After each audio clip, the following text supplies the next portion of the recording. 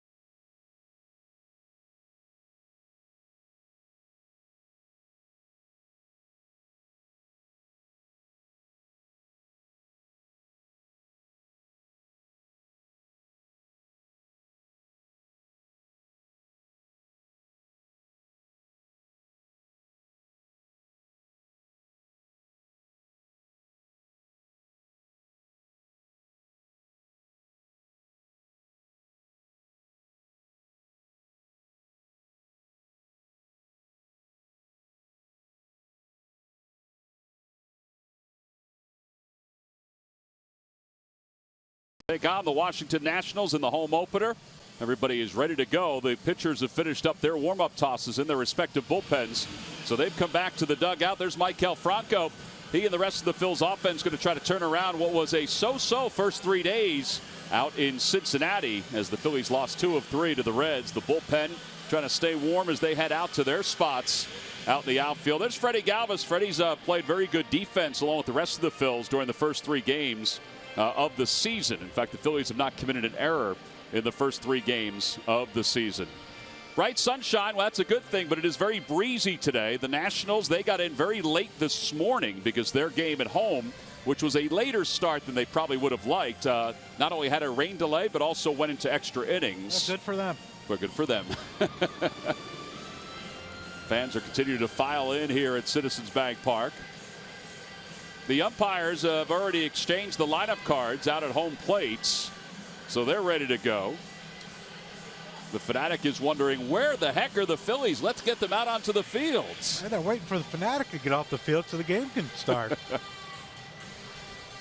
Well, there's the umpires for today's ball game. Clint Fagan, the home plate umpire for today. There were a number of ceremonies that took place prior to the start of today's ball game, including the ceremonial first pitch, which was thrown out by Sylvia Green, the widow of the late, great Dallas Green. There's Sylvia, all smiles. There was a great memorial service last week for Dallas. And Larry Boa, he had little butterfingers on that first pitch. Yeah, sure, Larry's a little nervous. I'm sure he is. Larry and Dallas were so close. And the same with Sylvia. It was nice to see Sylvia here at the ballpark. Great rendition of the national anthem today by Kane Callis, who has been gifted with his dad's pipes and then some, because it's becoming an annual tradition for Kane to sing the national anthem out at the statue, out at HK's statue in left field. Well, here come the Phils as they take the field behind Vince Velasquez. Velasquez, we mentioned, trying to duplicate what he did in his first home game last year. That would be outstanding, even if he did half of that here today against these Washington Nationals.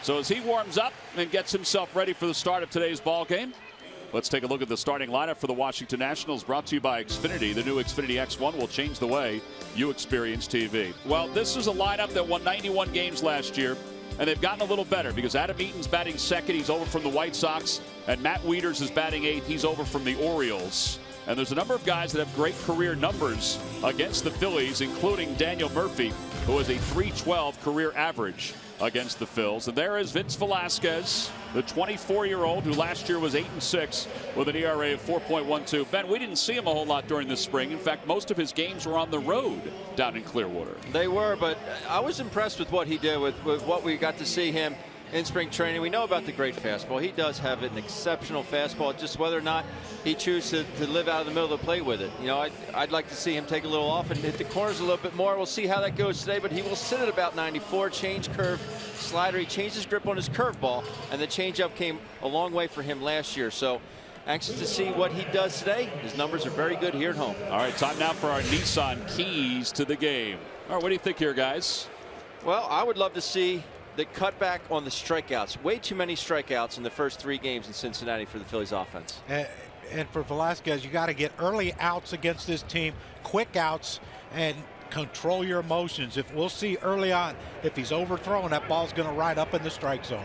Well, Trey Turner will lead things off for the Nationals. They opened up a shortstop for him this year after playing center field mostly last year. And the first pitch of the day is taken outside. And we're underway, and the count is 1 ball and no strikes. How come they didn't throw out the ball like they did in Cincinnati? Just think of the same thing. Well, now they can. Out to shallow center field. Odubel sidewinding in.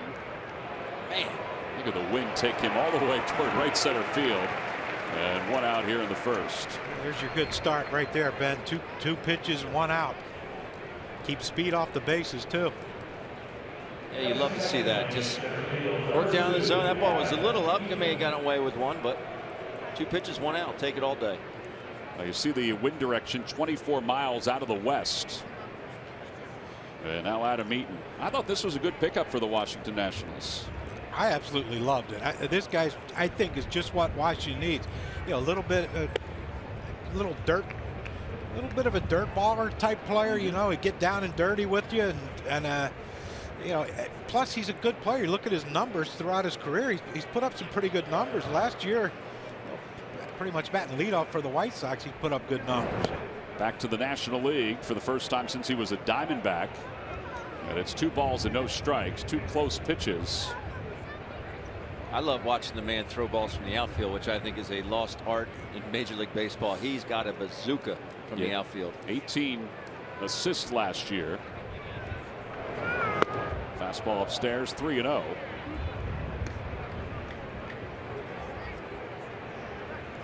the guy in right field, that man right there's got a pretty good arm too. Yeah, it certainly has tightened up their defense even more. On the inside corner, all fastballs right now to Adam Eaton, and it's 3-1. I think with that, a couple guys coming up behind him, Ben, he's probably going to see a couple more if he throws a strike right here. Blew that one right by him. That's know you're getting it and you're still tardy. That means you're not picking up the obviously the location of his arm slot or the velocity. So Velasquez has bounced back. It's now 3 balls and 2 strikes.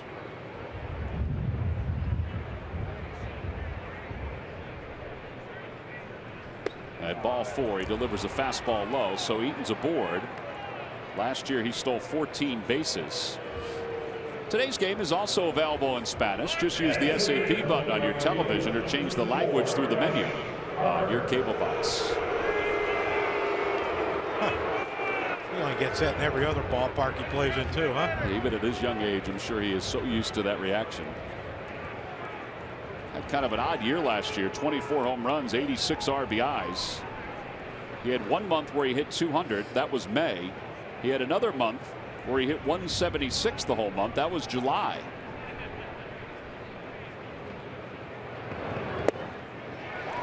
No balls and 1 strike.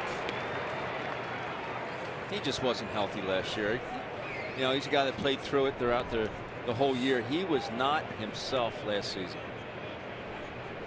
A litany of just nagging injuries that just got him all season. He does seem to be comfortable here at this ballpark, though, as you just saw from those numbers.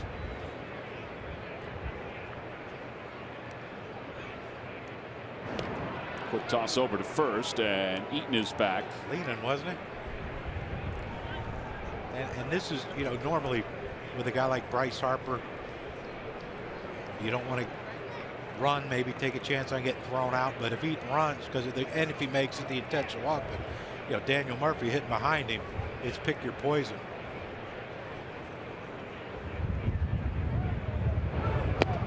Well, they move Harper's feet, and it's 1 ball and 1 strike.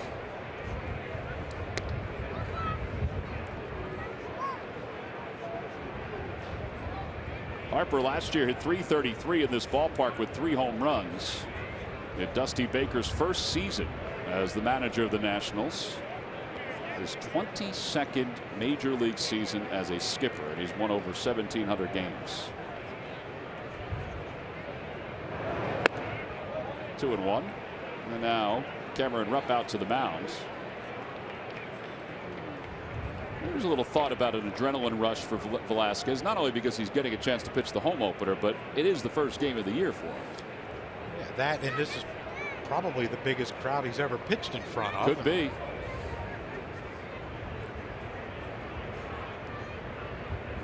He actually left Cincinnati yesterday before the game to come back to Philadelphia as he got himself ready for today's ball game.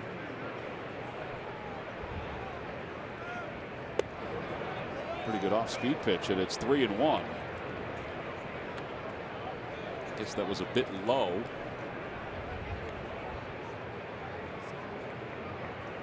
Well, there's Daniel Murphy. Had a fantastic year last year in his first season with the Nationals.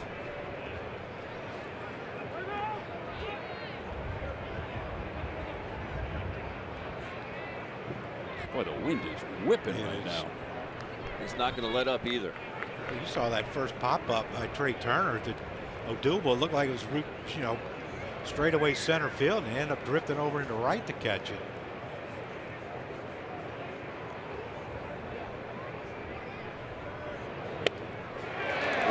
2 strikes. He wasn't looking to shoot that one to left. I don't think so. No, he wasn't going to try to hit that one down the line.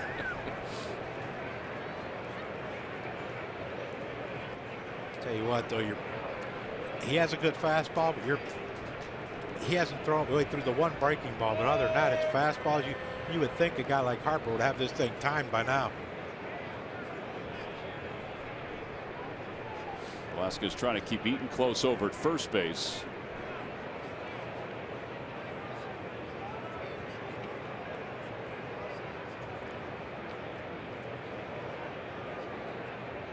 There he goes. Pitch is fouled back. Well, you're right. He was close to having him timed. Fouled it back to the screen. That just shows you what kind of fastball it is. Yes. Are there guys that throw higher in the high 90s? Yes. I mean, Vince will sit right about 94, but hitters just don't pick his fastball up. He's just got a fastball that gets on you. That's a good spot, though, too. Up and into a lefty.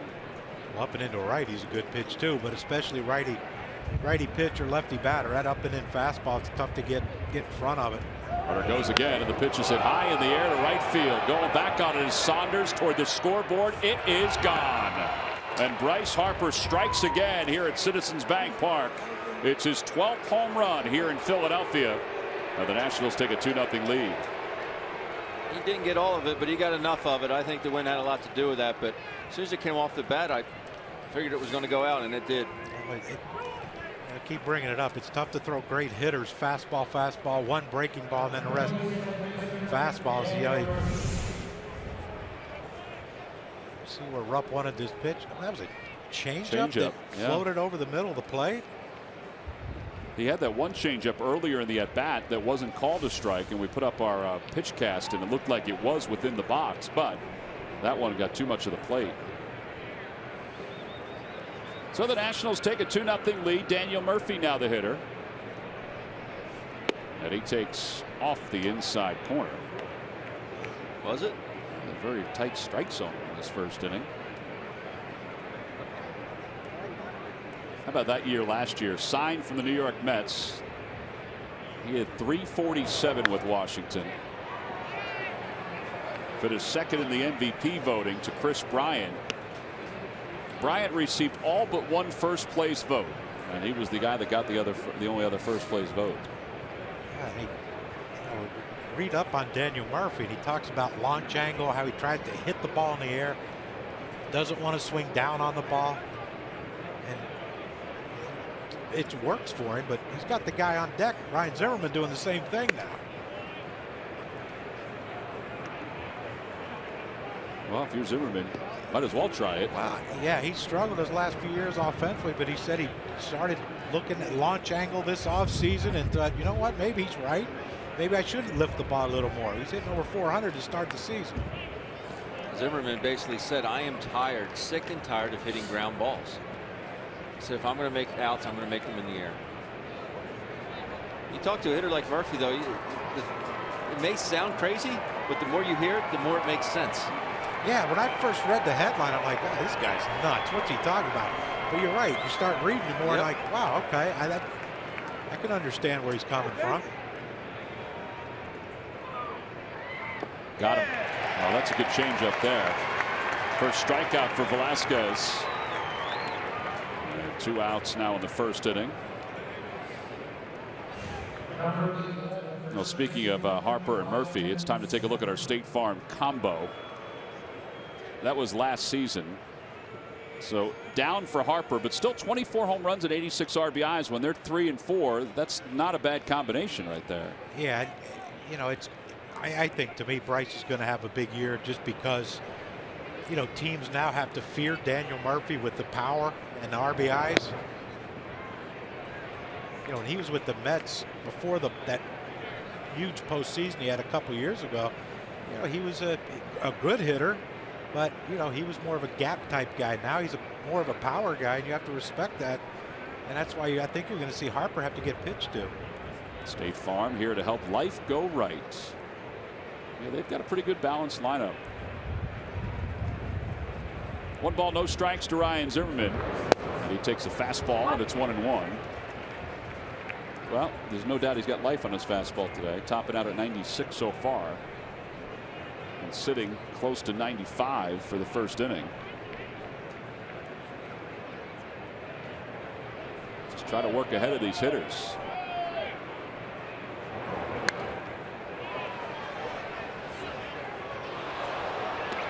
One ball, two strikes to Zimmerman, who is 2 for 9 lifetime against Velasquez.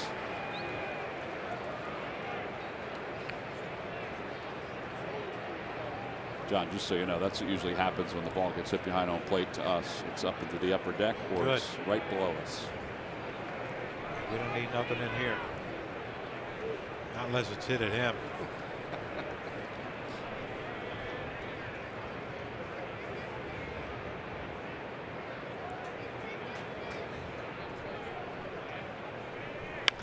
Ground ball foul. And it remains 1-2. These guys are either ready to sell some ice cream or ready to go out and sing on the field in a barbershop quartet. That's a great day for ice cream. You don't have to worry about it melting. Very true. You can just let it sit out. You can get back to it in like the 5th inning. Your partner tomorrow will have some, that's for sure. Michael Jack. Here's the 25th pitch of the inning for Velasquez. On the outside corner. Strike 3 calls. Back-to-back strikeouts for Velasquez. However, the Nationals take the early lead. Bryce Harper, 12 home runs in his career here at Citizens Bank Park. He took that changeup and deposited it into the seats at right field. So we go to the bottom of the first. It's the Nationals 2 and the Phillies nothing.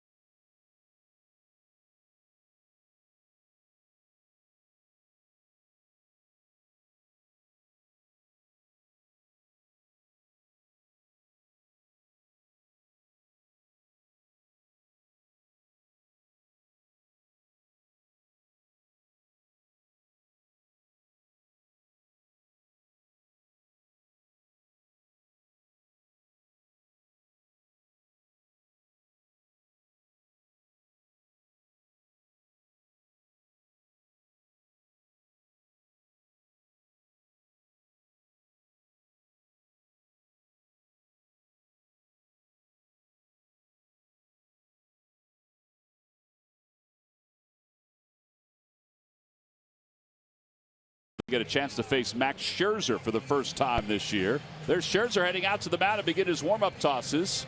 How effective will he be? We'll find out. He had that knuckle issue, which came up in December this past offseason. But one thing you know is that he's going to throw strikes, and Cesar Hernandez is going to be the guy that will start things off. Let's take a look at that Phillies lineup, brought to you by Xfinity. Xfinity X1 will change the way you experience TV. If you remember opening day, well, that's the lineup that's out there today with Hernandez, Kendrick, and Herrera, followed by Franco, Saunders, and Joseph. And then Cameron Rupp, Freddie Galvis, and Vince Velasquez. Pretty good signing, though, for the Nationals, John, by picking up Max Scherzer. He's had 2 good years for them. Yeah, and he's just getting better and better. And, you know, when he was with Arizona, he was more of a, high 90s fastball. I'm going to challenge everyone. When he got to Detroit, he started learning how to pitch more. And now since he's been in Washington, he's mastered it. Former first-round pick of the Arizona Diamondbacks. And Cesar, who is 7 for 24 lifetime against him, takes strike 1. And Cesar loops that one out towards second, but it's caught by Murphy, 1 away. All right, so there's the scouting report on Scherzer, and very good numbers, obviously, against the Phils. He has pretty good numbers against everyone, Ben, but the thing that stands out is the average fastball velocity, almost 94.5 miles an hour. I mean, good Lord, that ain't no fun facing him. Howie Kendrick, the hitter.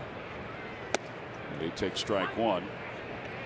So the knuckle injury which he had, he sustained late last year, but it wasn't diagnosed until December, which is what's kind of slowed him up this offseason.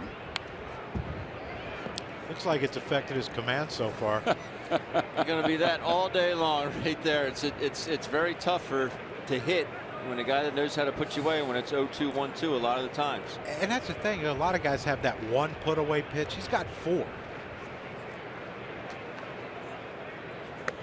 1 ball and 2 strikes. John and I were talking before the ball game, and from an offensive standpoint, you never want to give a pitcher any respect, but he is special. Max is good. Yeah, when you're in your 2-strike approach on the first pitch of an at bat, you know a guy's got good stuff.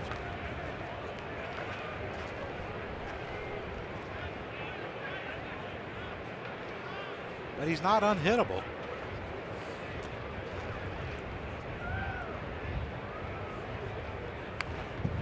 Remains 1 ball and 2 strikes. The Lucky McDonald's Phillies home run jackpot contestant is Joe Manano. Phillies hit a home run in today's ball game. Then Joe will win $100. Mix and match any 2 for just $4 on the McDonald's McPick 2 breakfast menu. Good luck, Joe. He can give up some homers. Yeah, in fact, last year he gave up 30 home runs. Yeah, it's, I mean, he's not unbeatable. Yes, does he have some of the best stuff in the game? Absolutely, but like I said, no, but he doesn't win every single game. But he will challenge you, and I think that's why you see the number of homers up, because he'll give you something to hit. If you miss it, that's your fault. Kelly Kendrick went fishing for that one. So 2 outs. That's a pretty wicked pitch. First strikeout for Scherzer. And now Odubel Herrera is coming up. Yeah, just a slider that was in the zone for a quick minute. Obviously, Howie did not see any rotation on that pitch. Ball went straight left. Well, he's among the active leaders in strikeouts per 9 innings pitched at 9.98. You need a minimum of 100 starts. Velasquez would be on that list also if it wasn't a minimum of 100 starts, because he's striking out a little more than 10 per 9. Odubel takes inside. Odubel had 4 hits in the series against the Reds. He was 4 for 10. In fact, that's tops on the ball club.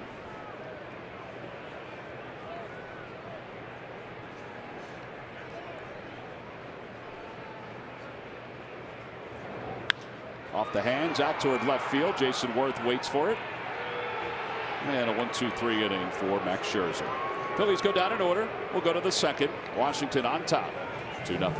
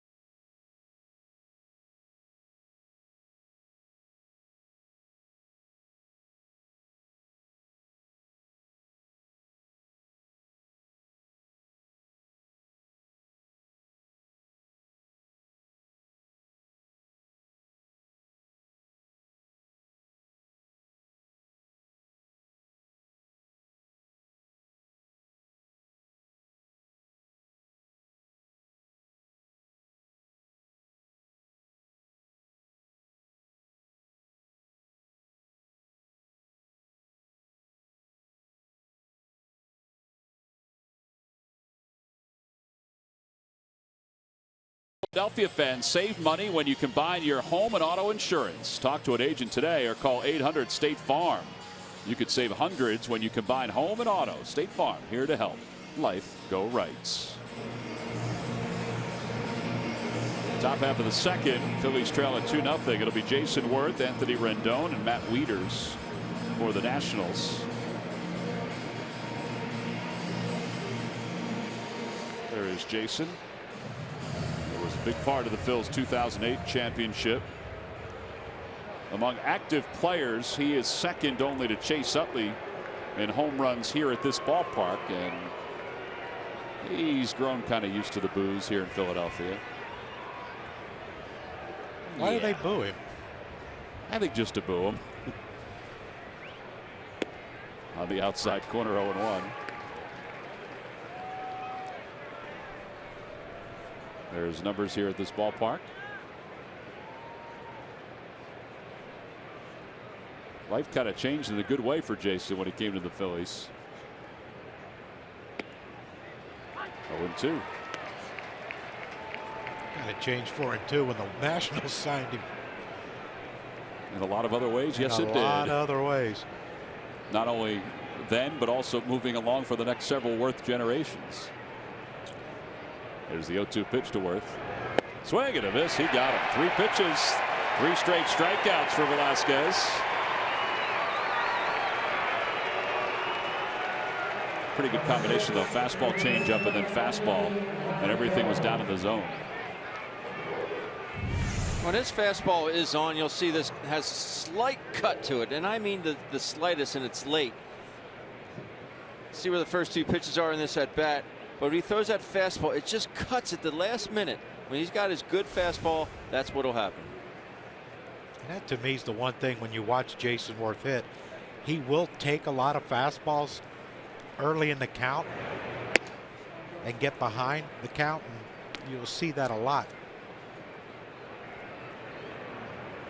And you have a guy with the stuff like Velasquez has with Scherzer. That first pitch fastball strike, man, if you don't put it in play, you have a chance to have a quick AB. 1 ball, 1 strike to Rendon. 0 for 8 so far to start the year.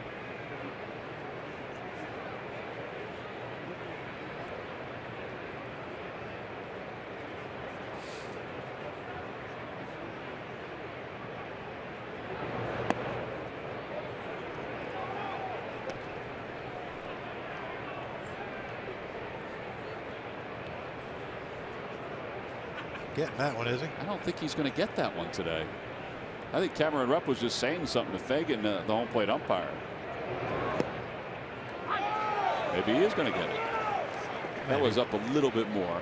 Maybe what Cameron said worked. Oh, I think Cameron caught that one out in front a little bit more. Let Clint Fagan, see it. He presented it to him a little bit better. You catch it more out in front, the umpire has a better chance of seeing it out in front, and therefore it's going to be up in the zone.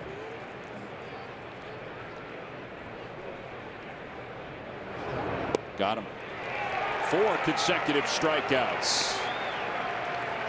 2 outs here in the second.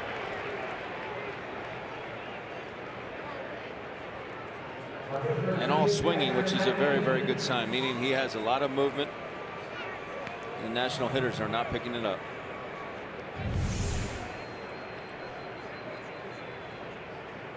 It's a changeup again. And it's something because it's a pitch. It's that Zach Greinke spread finger. It almost acts like a splitter. And it's only 4 to 5, sometimes 6 miles an hour off his fastball. But it's the movement that got Rendon right there. There are a lot of pitchers that have gone to that as their changeup because they just can't throw the regular circle change as well. 1 ball, 1 strike to Matt Wieters.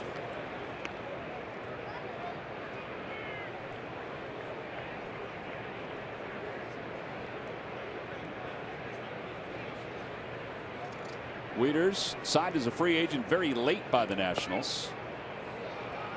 It's 2 balls and 1 strike. I think a lot of people were surprised he was out on the free agent market for as long as he was. Yeah, it was interesting. Ramos leaves. He had a really good year last year for him, and they needed a catcher. Didn't they have Derek Norris. Derek Norris in camp for a minute. And then once they signed Wieters, it was clear that Norris was not going to get a whole lot of time. Norris said, I'm taking my skills to Tampa. There's ball 4, second walk issued by Velasquez. And now Max Scherzer's coming up.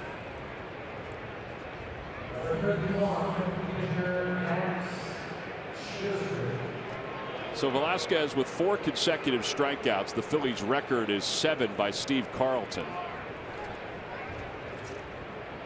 The National League record is 10 by Tom Seaver. Consecutive strikeouts in a game. We're shocked that lefty's on a record for the Phillies, isn't it? I was thinking about that when I was going through it. How many times he's listed on it. He and Grover, Cleveland, Alexander. 1-0 to Scherzer. Scherzer hit $186 last year. I wonder how much it hurts him if it's a knuckle on his right hand, especially if it's his index finger. He makes contact in this weather, how much it's going to hurt. Especially if he doesn't barrel it. I don't think Max barrels many up. Over to shortstop. Galvis has it. And an easy flip to Cesar. No runs, no hits, and 1 man left.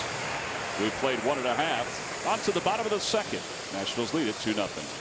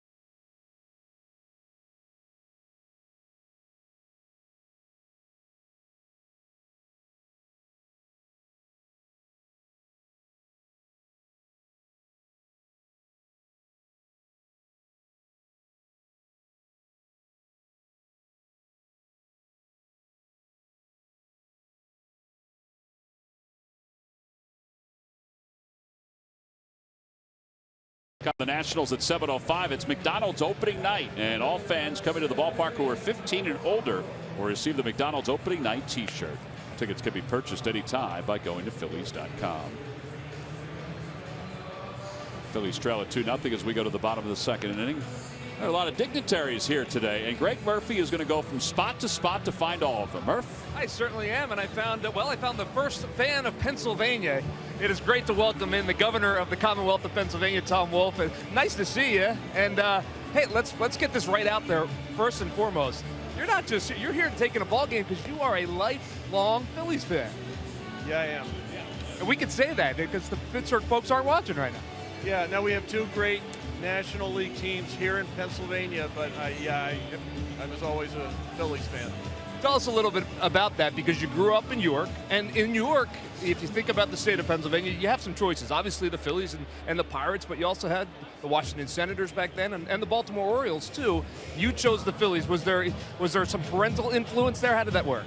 Grandparental, yes. My grandfather was a baseball player, and his favorite was Connie Mack and the Philadelphia Athletics. And when they left Philadelphia in the early 50s, we all became and actually I was too little to be an Athletics fan, so we were all Phillies fans. Well, we certainly are glad that you decided on that, but let's talk a little bit about being a fan. And now, first, the original plan, before being a businessman and being the governor of Pennsylvania, you wanted to be a ball player like the rest of them. Yeah, actually my plan was to be a Phillies player, and it turned out that the unfortunate thing is I had no talent, so I had to do something else. Hey, I'm kind of I can relate to that because I had similar aspirations, but nowadays, you get a chance to come out, and opening day is always such a special day, no matter where you are in the country, but certainly here in Philadelphia, a very special day. No, it's really opening day is great, and you have a chance to hope, the Phillies are 1-2 now, so that's better than they were last year, and so we Phillies fans take that that's a good thing. They're starting out better than they did last year. We're going to have a good year. When we came into the suite up here, guys, to see the governor, it's packed, and everybody decked out in their Phillies gear. You brought along with you a contingency of Phillies fans. It's a pretty special day for you guys. Well, this is a good group of Phillies fans here, and I actually bought some 2 jerseys yesterday. 2 days ago I was up in Easton. The Majestic decided to stay in Pennsylvania. They make all the Major League Baseball uniforms. And I bought a Phillies uniform and a Pittsburgh uniform, so that just to make sure I was just in case, just to be even here. Yeah. Well, no one said that you were dumb. You got to do that kind of thing. My parents said I was, but that's all right. We should tell folks that the jersey you got for the Phillies is Odubel Herrera, the center fielder, and the Marte for the Pirates. So I'm trying to play this equal. We have 2 great teams here in Pennsylvania. I want to pay tribute to that. But it's good to be here. Absolutely. Well, it's certainly good to have you here. Before I let you go, let me ask you about that, because you did spend the day in Easton with the commissioner, Rob Manfred, and the talk was that the Majestic factory is going to stay in Pennsylvania. So, a little bit of baseball. I mean, certainly the Majestic is a big part of what is out there on the field. That's big news, not only for the state of Pennsylvania, but for baseball as well. No, it's big news for Pennsylvania, for baseball. It saves a lot of jobs, keeps a really important business that exports all over the world in Pennsylvania. But it says a lot about Pennsylvania, and I think that's what I said when I was there. I really enjoy basking in the reflected glory of Majestic, that they chose to stay here in Pennsylvania. They could go anywhere else. They chose here because of our workers, because of our location, because of the 2 great baseball teams we have here. All right, final question. Citizens Bank Park and PNC Park, just 2 of the best ballparks in America. How were you able to pull that off, to get them both here in Pennsylvania? Well, I did. I can't take credit for that. It happened before I became governor, but I'm happy that the state had something to do with it, because they're both wonderful places to see a baseball game. Well, we'll let you enjoy the baseball game today, Governor Wolf. It's great to see you, and go Phils, right? Go Phils. All right, guys, back upstairs. All right, Murph. Way to keep promoting that he's not a Pirates fan, that he's a Phillies fan. In case someone missed the first part of that interview. Here's Michael Saunders after Franco grounds out. Saunders 1 for 8 so far this season. Murph's a digger, isn't he? It was nice that his question, he was able to back up with the governor's parents said the same, said that to him. 1 ball and no strikes to Saunders.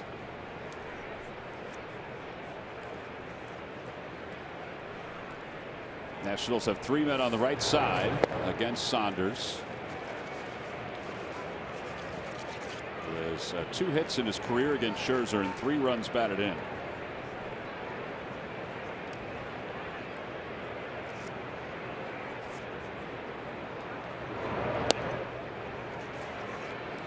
The knuckle doesn't seem to be hurting his command at all. No, and you get a guy 2-0, you're looking dead red. What's he throwing? Dead fish change up. Yeah, he can pitch. Got it in on the hands, and that one's out towards second base. Turner will make the grab. Yeah, there are 2 outs. It also doesn't help when it's coming out of his ear. Literally, it's coming out of his right ear. He really short arms it with the best of them. Well, he is among the leaders in baseball in the National League with the highest percentage of strikes. You have 3 Mets pitchers from last year. Cologne, of course, now with the Braves, but 67.9% of his pitches are strikes. See it right here. I mean, it just comes out and it just gets on you. I mean, that pitch isn't exactly where Scherzer wanted it, but it just jumps on you. Tommy Joseph now the hitter. 0-1 to Joseph. Tommy's had a rough start to the year trying to get on track. He's 0 for 10 with 5 strikeouts.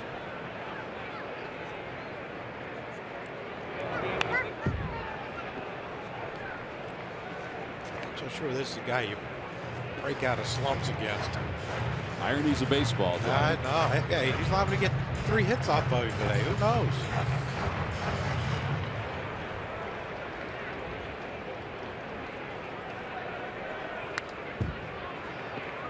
It does seem, though, that in the first couple games that Tommy's played in, this has been the factor for him in all of his at-bats. He just seems to be getting down in counts early and really having to battle for his life.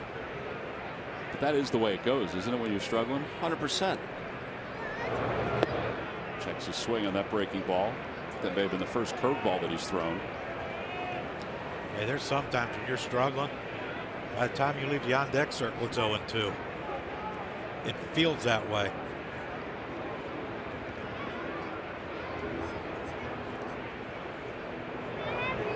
Swing and a miss. Second strikeout for Scherzer. The Phillies go down in order here in the second. 6 up, 6 down. We've completed our first 2. Hey, Johnny, look. You got a fan club. They're welcoming you back. I appreciate it. Yeah. We'll be back for the top of the third right after this with the Nationals on top of the Phils. 2-0.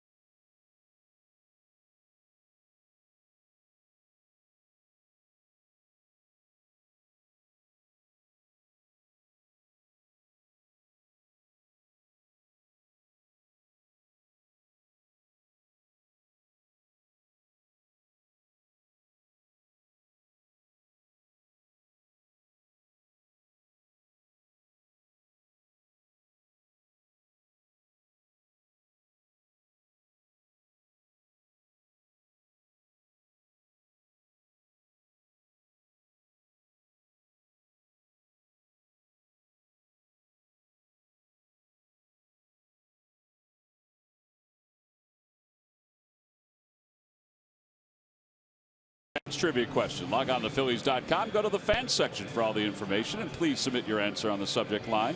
All right, guys, the question is, who holds the record for most strikeouts against his former team in Major League history? The most strikeouts against his former team in Major League history. Answer will be revealed in just a little bit. And John, just so you know, if you need any help, Ben has a collection of folks that tweet him or text him the answers. So you guys should be in pretty good shape in a little while. Game 1 working together, huh, Tom? Yep.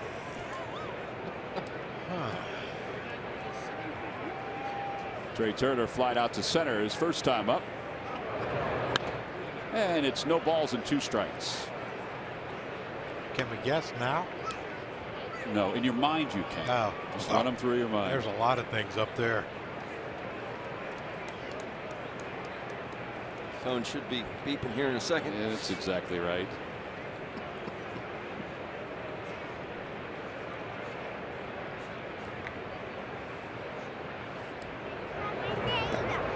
Last year, Denny Espinosa was the starting shortstop for the Nationals. Trey Turner came up, and he manned center field. Yeah, this year, Espinosa is with the Angels, so that opened up shortstop for Turner to slide back in there. And they needed a center fielder, and they got the guy hitting next, Adam Eaton. Got him. Threw a 96-mile-an-hour heater. That's 5 strikeouts for Velasquez. At the ballpark or on the go. See what's new in your neighborhood with the NBC 10 app. The only app with breaking news, first alert weather, and traffic all in one place. Count on it.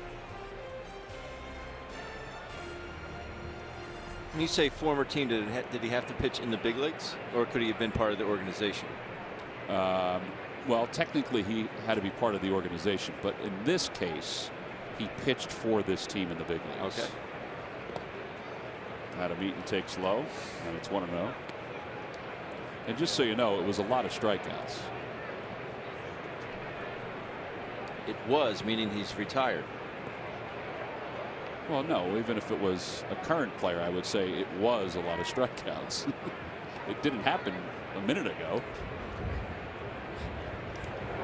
1-0 pitch is outside. It's 2-0. Might have an idea.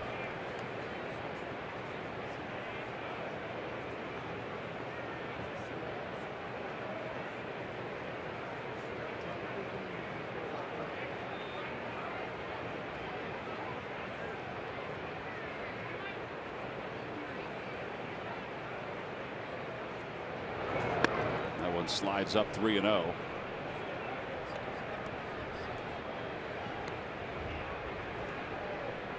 There's Bryce Harper. He's the reason the Nationals have a 2-0 lead. He and the guy in front of him has now worked another count to 3-0. And you almost think that, and I'm not saying Vince is doing this, but like he's looking past Eaton because Harper's on deck. He walked him the first time. Now he's 3-0. You never want to look past anybody. You're starting pitcher. I have to get the guy out that's in the box right now. I can't worry about who's on deck. So you're thinking that that's what he's doing. He's just thinking yeah, ahead. just Harper, like Murphy. Yeah, I mean, it's human nature not to, but to get this man out first. And ball 4, so he walks for the second time. Third walk issued by Velasquez. Well, it's time now for our Toyota turning point so far, and it was back in the first inning when Harper got this changeup. Yeah, Bryce got to see a lot of pitches in this at bat, and then he finally got a changeup that Velasquez left over the inner half of the plate, wanted it to run down and away from Bryce, and he got it. Put the Nats ahead early. Now, we mentioned during that sequence against Harper, there was an opportunity to strike him out on a changeup. That was a good changeup that was called the ball. Yeah. Even though if we look at our pitch tracks, it shows that it was in the box. One changeup I don't understand is that 3-1 changeup to Eaton right there. Yeah. I don't get that one. If I have a fastball that people swing and miss continuously, I'm going to throw it. You know it's coming. I know it's coming. Go ahead and hit it. Well, that's the thing with this inning. You know, he gets 2 quick outs in the second. He walks Matt Wieters. Okay, no big deal. The pitcher's coming up next, but you know, if you can get that pitcher leading off this third inning, you know, you have 2 outs and you're facing Adam Eaton with 2 outs instead of just 1. And now by that I mean you have a chance now with men on base to face not only Harper but Murphy. Yeah, not only extends the previous inning, but it extends the next inning with some tough hitters.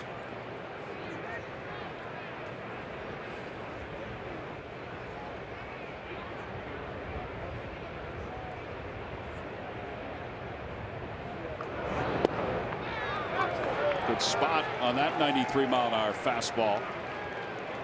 No balls, 2 strikes to Harper. It looked like he got something in his eye in his last at bat. He keeps fiddling with that right eye. Must have got out when he hit that one in the seat. This could be a new something else in his right eye.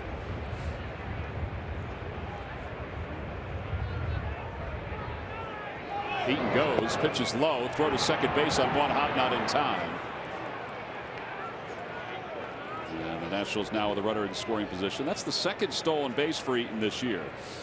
I mentioned he stole 14 bags last year.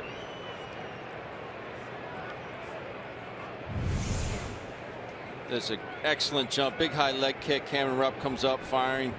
There's just nothing he could do. Eaton beats it easily.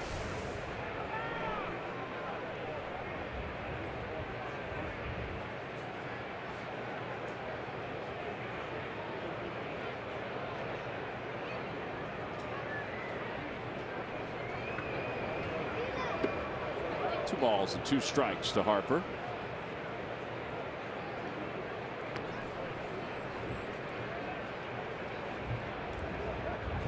I wish he could throw a backdoor breaking ball right here.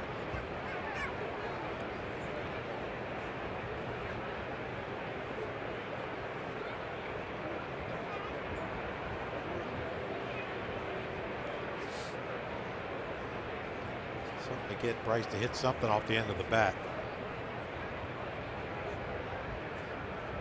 Got him.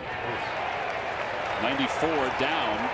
6 strikeouts for Velasquez and 2 outs. And that's something you saw a lot of last year. Bryce Harper not on balance, pulling off with his lower half. I mean, watch where his hips go on this one. You see how quick he opens up those hips, that front shoulder pulls off. That was the at-bats he had last year. Talked to F.P. Santangelo, the announcer, color analyst for the Nationals. He said that's the thing that Bryce has done better this year already, is keep his head still, keep his head on the ball. You saw it there, that pull off. That's what he had going for a lot of last season. Daniel Murphy went around on that first pitch, and it's 0-1.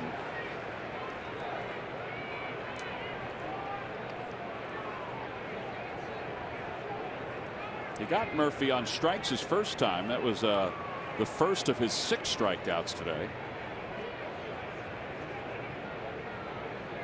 We'll say this, Vince is not lack of confidence, but I would think getting Murphy the first time, Harper this time, I mean, you build up that reality that, hey, I got some stuff to be able to get these guys.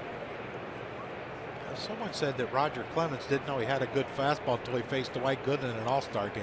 Huh. And they said, do I throw that hard? And they said, yes. He goes, wow. I mean, 96 is 96. Sure is. Take a look at the alignment. There's a reason you hit 347. Look where all the position players are. Pretty much straight up. That shows you hit 347 because you use the entire field. No shifting needed. All the good hitters, we talked about it last year. Joe Mauer, Minnesota. They don't have a shift against them. You can't defend them.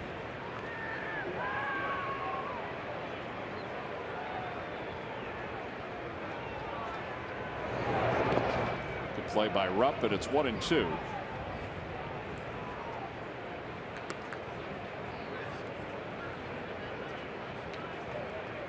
Third base coach Bob Henley trying to yell at Adam Eaton. Get a bigger lead out there. He is very close to second base. You think with 2 outs he'd make that lead get a little bit bigger. That's another thing that his shift does. When your second baseman's behind second base or your shortstop's behind second base, depending on who's hitting, it's hard to get a big lead when they're playing right on the base. Yeah. But with Murphy, you can get a big lead.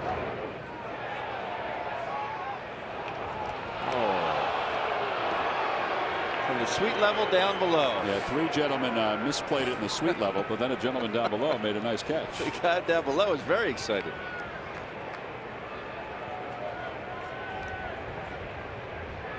Yeah, that's where the problem was, right up there.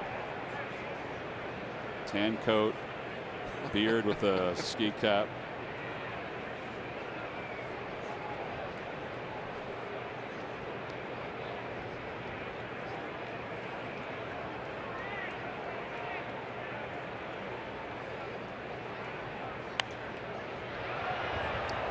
Get another chance. Yeah, he might. Smart move. They let it hit the seats first. On a day like this, a little chilly out there.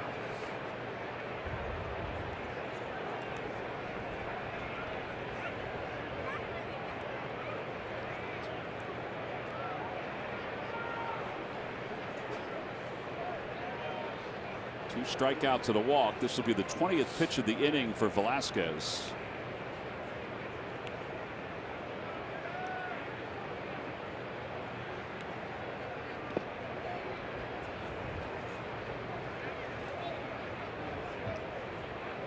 Well, this is part of what we talked about, and it's only start number 1, but that he hopes to get better at is putting innings away and not having, let's say, 61 pitches in the third. Last year he would average about 5 1/3 innings overall, home and away per outing. He wants to get that into the 6s if he can.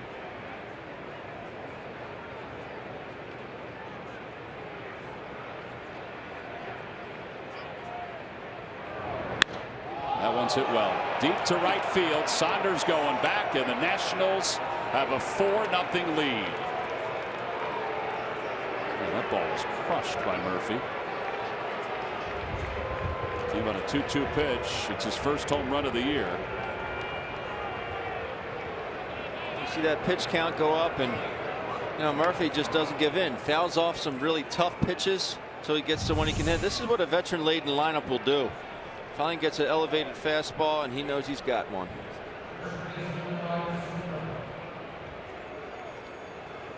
Pretty perfect. That swing is about as good as there is. No leg, no stride, always on balance, high follow through. No wasted motion in that swing. So 4-0 Nationals on top, and now Ryan Zimmerman is the batter.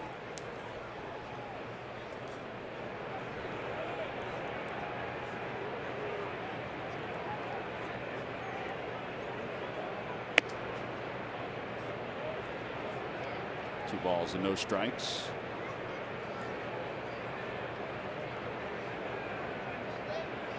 All right, you got to put it by you now and just try to go get this guy.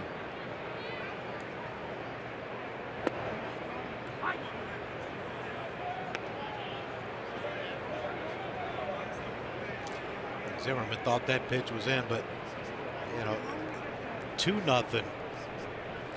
Tough hill to climb with Max Scherzer pitching. 4-0. Nothing's impossible, but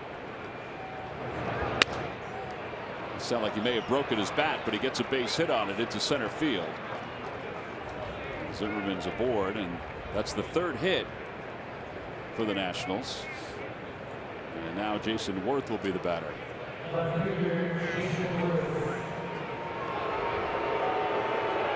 Well, Bob McClure is going to come out and talk to Velasquez. He's got a blister issue going. Actually, camera looks like he's going to call Scott Sheridan out to the mounds. He's looking at his finger. It might be a blister, Tom.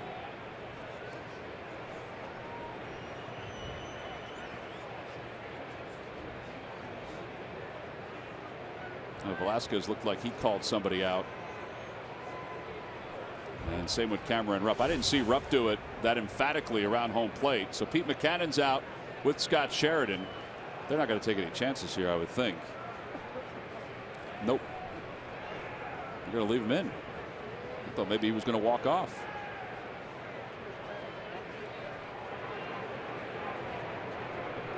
All right. Let's not be real serious. No. It's got to be a blister. What else it could be? We saw Noah Syndergaard have to leave the other day, and you would think that after throwing all winter, going through spring training, you'd have that pretty much calloused up, but you never know when one's going to pop up. Jason Worth struck out his only time up. And he takes strike one.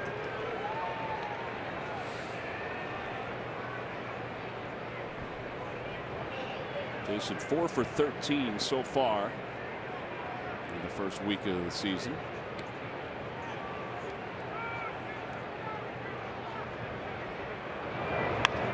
Off the end of the bat. It's going to sting a little bit. Yeah,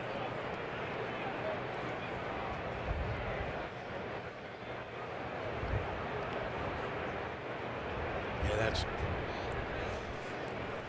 the worst part. Look at that comparison there. 68 pitches for Vince and just 25 for Max. It's pretty drastic. It is a pretty drastic difference. The one hasn't pitched yet in the third. The ball's 2 strikes now to Jason Worth.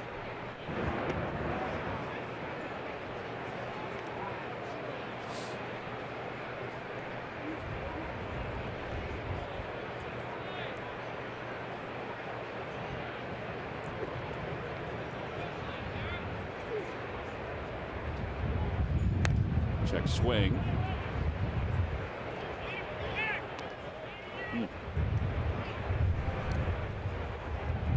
About to throw a 70th pitch of the day.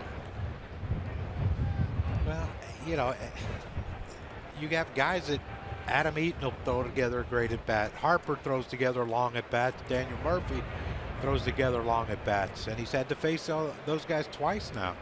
Jason Worth, even though he struck out his first at bat, he'll extend at bats. You got it with a high fastball.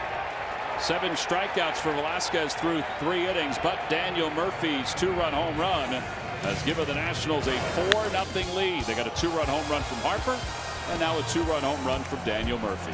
On to the bottom of the 3rd here in Philadelphia.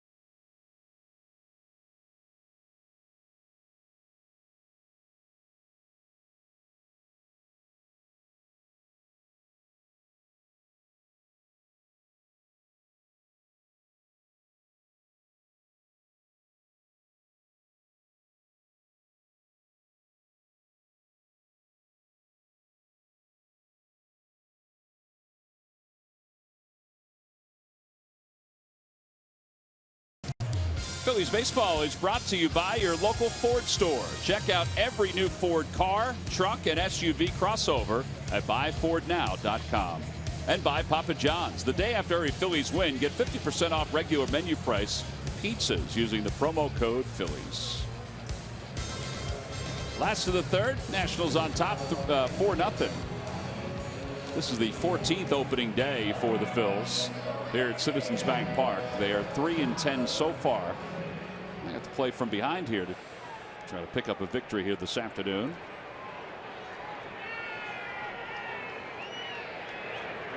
Cameron Rupp will lead it off. And it's outside, 1-0. Find a way to get 1 here. It's the 3rd inning. Just see if you can scratch out 1. Maybe 2. Would be a bonus, but just something to get yourselves back into this ball game. And knock this guy out of rhythm a little bit too. I know it's hard to do that because he's experienced, but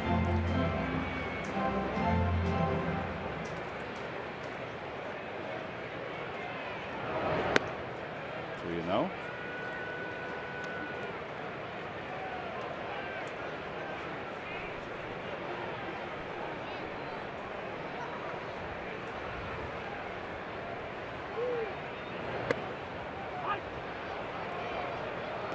Well, that was just a get me over fastball right there. 3-0. I think 4-0 lead. Scherzer's pretty certain that they're not swinging 3-0.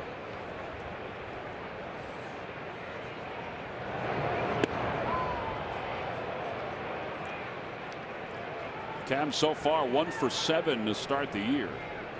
That infield single. Yeah.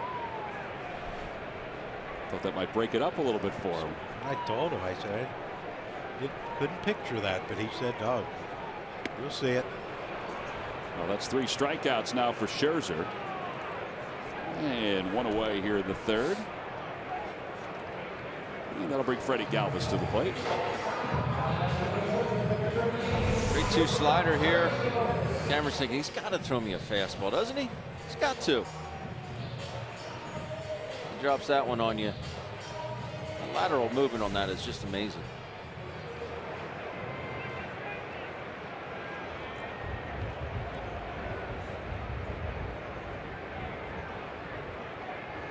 Freddie had 2 hits in the series against the Reds, including a home run. And It's 1 ball and no strikes to him. Great giveaway today. There's the cap, the ski cap. Compliments of the folks at Nemours, with this being Nemours opening day. If it starts getting any windier up here, I might need one of those.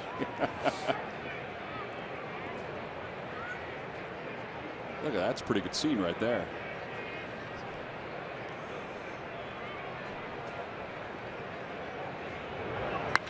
Freddie Galvis hits it sharply. Zimmerman knocks it down. Scherzer's there to cover. And 2 outs here in the 3rd. So inherent in these pitchers to get over there. Anytime a ball's on the right side of the field, they'd spend all their days doing it in spring training. Pitchers fielding practice. Nice play by Zimmerman. That ball was smoked by Freddie Galvis. Zimmerman ranging to his right. Freddie got down the line, but see Scherzer just beats Freddie to the bag. Nice play all around. A very good swing. Very quick hands there by Freddie Galvis. You like to see that. That's the swing we saw on this home run and the double in Cincinnati. Well, now Velasquez will bat 8 for 40.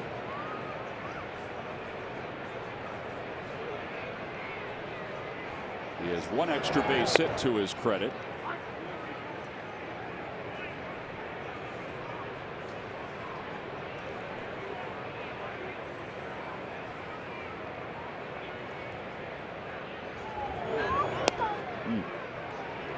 No fooling around by Scherzer there.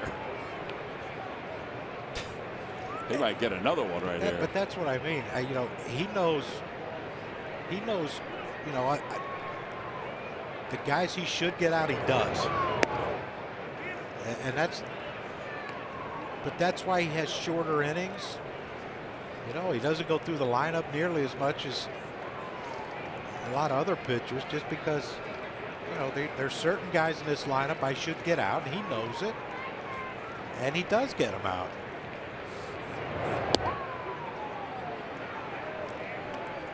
Vince got the old bailing well working right now. Sure does. He wants an inside pitch. Yeah, the only thing he's bailing, but he ain't wailed yet.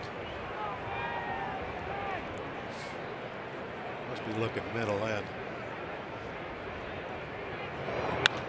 Opposite way. And Harper over toward the line. All right, so Max Scherzer has not allowed anything through the first 3 innings this afternoon. On to the 4th. Phillies down 4-0.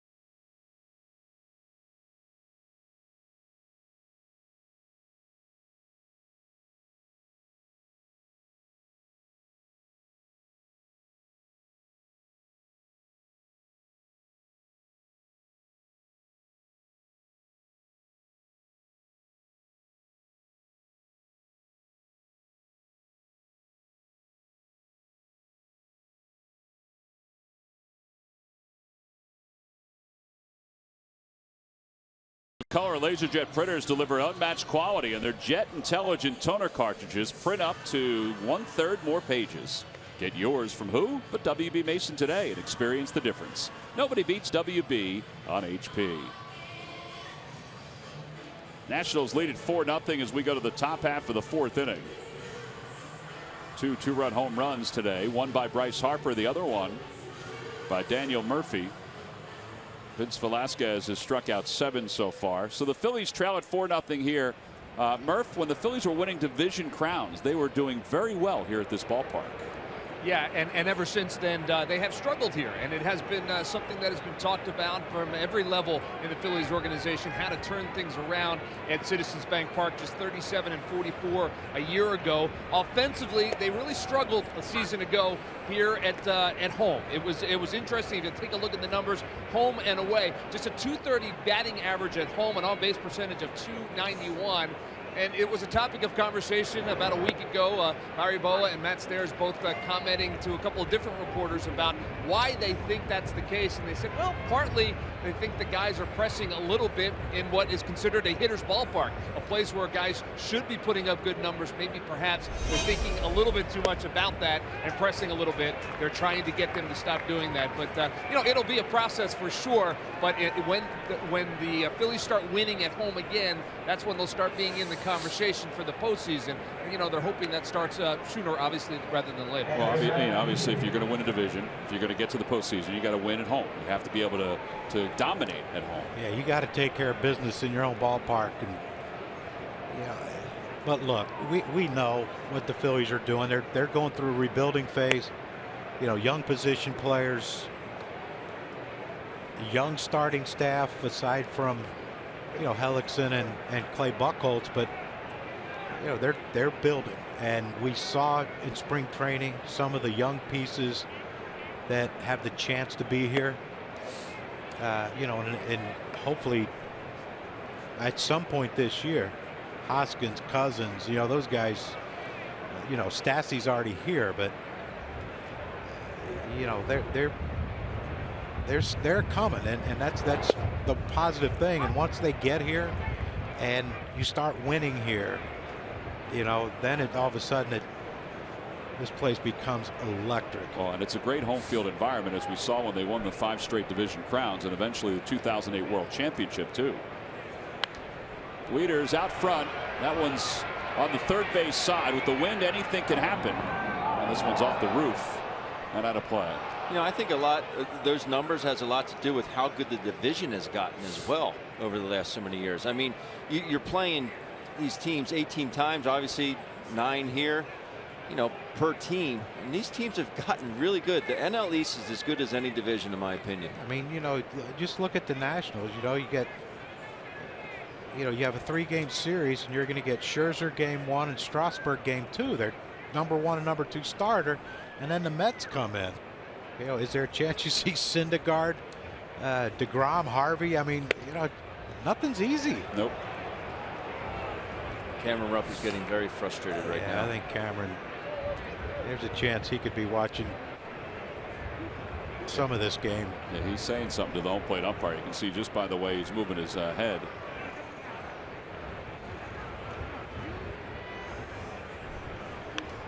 That'll play again. But I mean, you're not getting the corners. What it does is it makes you have to move the ball more into the center of the plate. Here's the East schedule the Phillies have coming up. 18 straight against the National League East, whether it be here or on the road. Opposite way, base hit. And boy, Cameron Rupp, you can hear how upset he was. Kendrick is able to track that one down. He slipped, and that's going to allow Wieters to slide in safely at second base. Awkward swing there by Wieters. Hey, Ben, you've been in this spot before. I mean, Cameron's really hot right now. I mean, you can hear him barking. Yeah. He's kicking the dirt.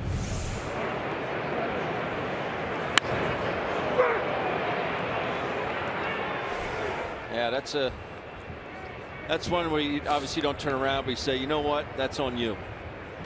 Had many of those conversations with the umpire. That's your double right there. I'm not back behind the plate right now, so I have a feel for that strike zone. It's tough at times. Scherzer, fielder's choice, his first time up. Swing and a miss. It's 0-1. Clint Fagan behind home plate today. Jeff Kellogg at first. James Hoy at second. I wonder here, there's another close pitch that doesn't go the way of the Phillies. If I hear Cameron barking a little more.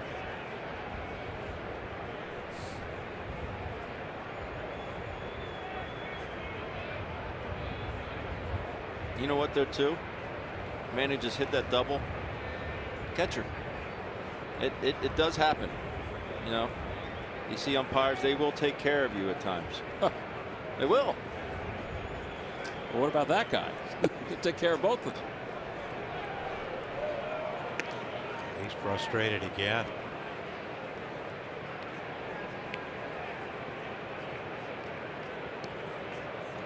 I used to have a thing with Bruce Bochy where if I thought an umpire missed a pitch, I'd grab a little bit of dirt and toss it just to let him know, you know, very subtly, that Bochy always wanted to know.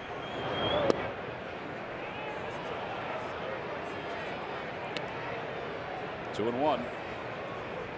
The good thing is Cameron's not turning around. He's saying something, but he's not turning around and saying it. He's walking that tightrope. I think it's a good spot. I think it's a good pitch. Well, Pitch Tracks has it a little low outside that zone.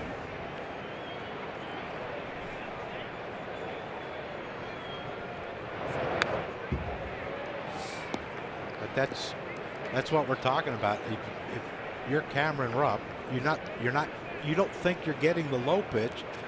If you want to throw a strike, you have to bring it up a little bit. And that's when you're susceptible to giving up doubles and homers.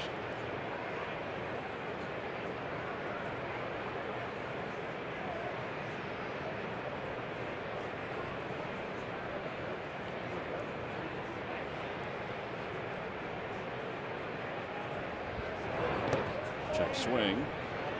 And he did not go, according to Jeff Kellogg. It runs the count full, 3-2.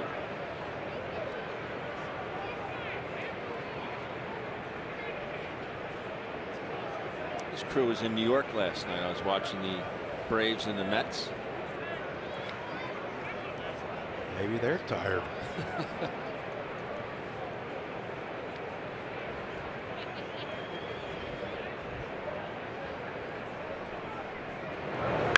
Over toward the hole, a base hit for Scherzer. Wieters will stop at third base. That puts runners on first and third with one man down.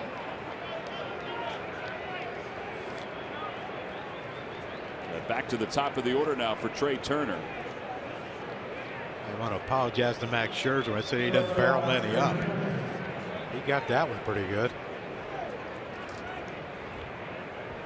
Did get that one pretty good. Throw you a pair here. Get out of this. This one ain't an easy one. No. Double up, Trey Turner. Again, you know, Velasquez gets 3-2. He bounced a 2-2 breaking ball. Now he has to. He knows he's not getting anything down at the knees or lower, so you got to bring it up. And you know, they say a high fastball is hard to hit, and it is, but one up in the zone about the belt tire just a little higher, those are kind of easy to put in play. Joey Rodriguez warming up out in the bullpen.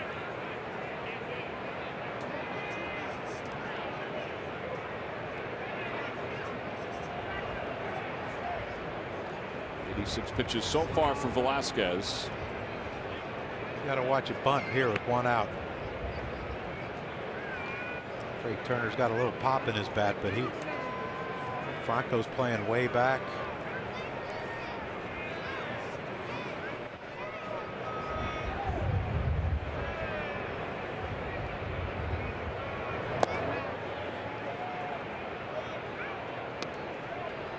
Velasquez 8 strikeouts so far with one out here in the 4th inning.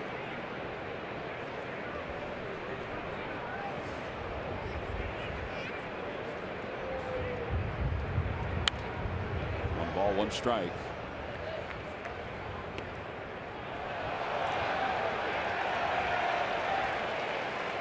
Vince averages 10.4 strikeouts per 9 innings. That is seventh, excuse me, in the National League among starting pitchers who had at least 125 innings last year.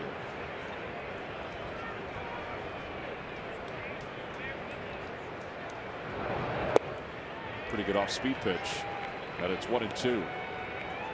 And I think right here, I think you got to go strikeout. Trey Turner hits the ball on the ground unless it's a bullet at someone. He's tough to double up with his speed.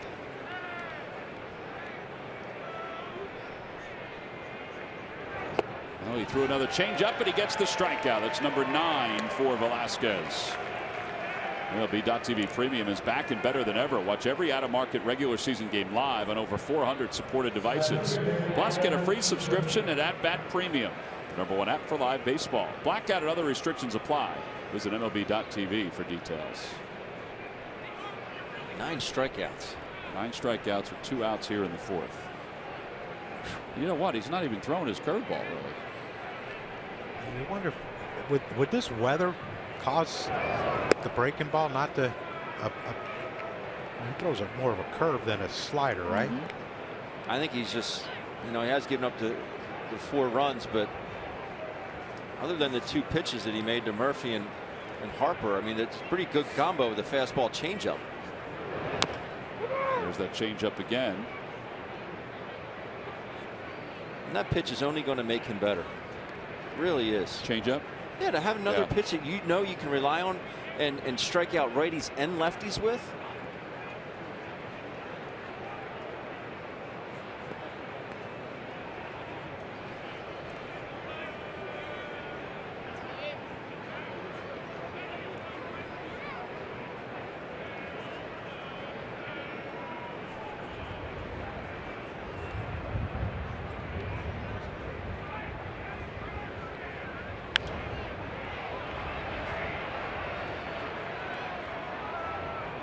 Finally got ahead of Adam Eaton.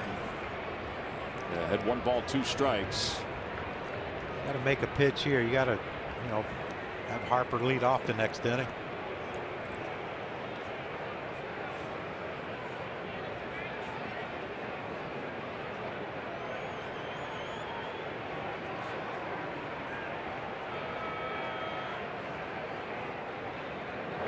Got him. 10 strikeouts through 4 innings for Vince Velasquez. 10 strikeouts in 4 innings of work. He leaves 2. We'll head to the bottom of the 4th.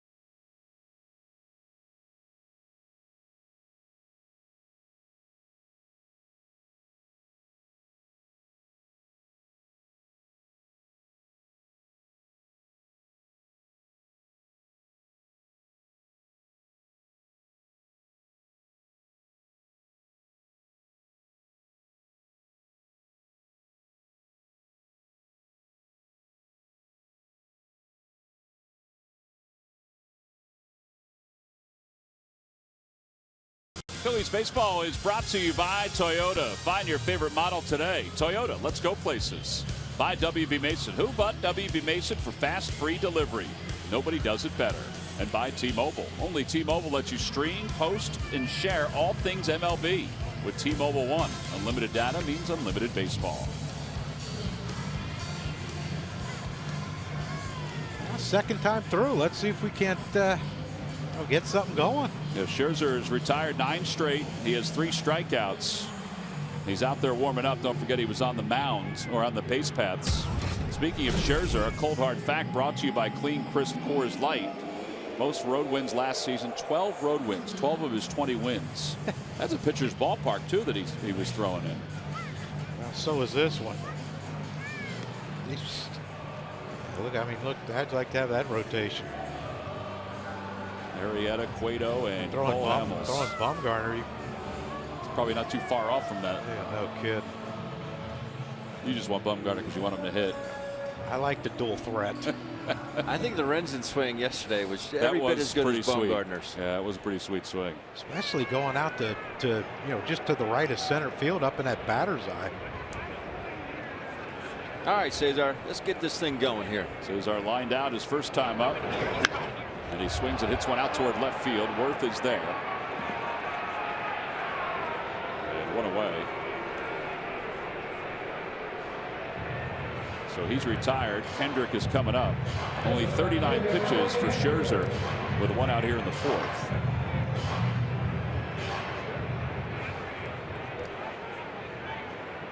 Pretty good ball strike ratio. I mean, if you like the majority of your pitches to be strikes. I don't necessarily like it, John. I would prefer to walk the tightrope.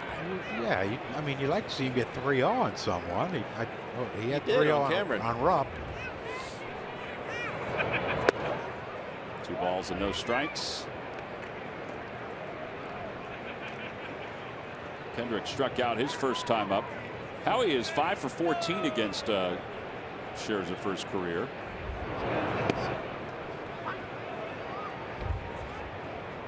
Excellent career numbers against the Nationals too. 354 against Washington.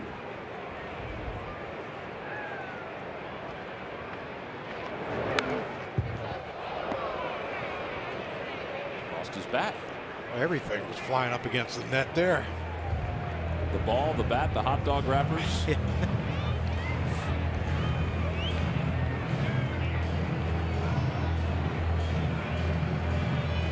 Speaking of, I wouldn't mind seeing a couple empty hot dog wrappers up here after the next inning. John has placed his order. Little roller foul. A pretty good spread of hot dogs in the lunchroom today. Still in the cooker back there. I just went back to get some coffee in between innings. And they're all free. Don't be afraid to ask your partner if he needs anything. We have a minute and a half in between innings here. How he fights it off, hits the netting over the first base dugout. That's the first time the ball has hit that new netting, which really they've done a fantastic job. If you've gone down behind the dugouts just to kind of peek through, you can barely even see the netting. It sort of settles right in. Down the right field line, Harper on the run, and he can't get it off one hop, and Kendrick's on his way to second base. And he'll get there standing. That's the first hit of the day for the Phils. It's a one-out double here in the fourth inning. Not the most efficient route there by Bryce Harper. I think he thought this ball was going to carry a little bit more, and he kind of circled it, got around it, and then realized it wasn't hit as deep as he thought and had to come in on it. They had to spin it. You see him retreat here and tries to close the distance there, but unable to. You know, it's just a weird wind.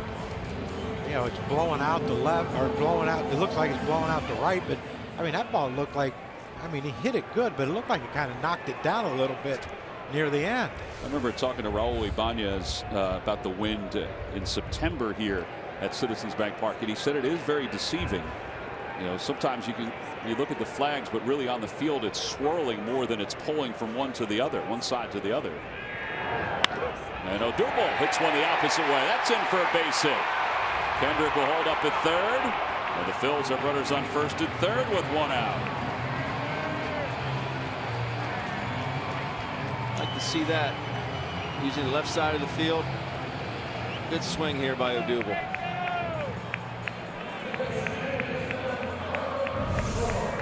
Look, first pitch fastball supposed to be in, more middle than anything. Just stays on plane throughout. Level that bat is. Pretty. Well, and you wonder why he came in hitting 400. He is using all fields. And this is the guy that the Phillies need to start using the whole field. Absolutely. Michael bounced out to third his first time up. It was a high hopper.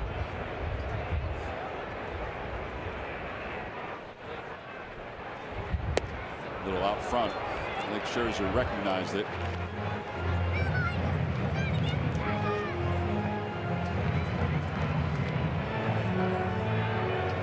See the hits last year for Franco. most of them. I mean, look where Daniel Murphy's playing. Ryan Zimmerman's holding Odubel on. He throws him a slider away, and he pulls off to try to pull it. You know, not that you want to swing at a slider first pitch. I know he's full, but you got to look to shoot something that other way.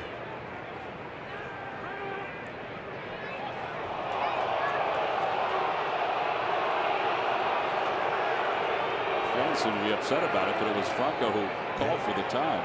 They want to balk. That's it. You got to get this run in. It's like the inside move to second base. It's always a balk by the home fans. It's never a balk, but it's always a balk to the home fans. Outside, 1 ball, 1 strike.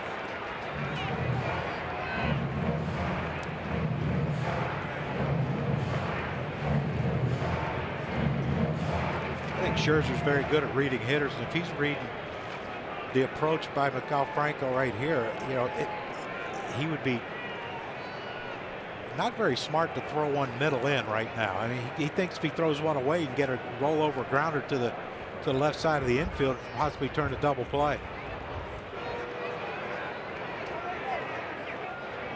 Franco asks for time again.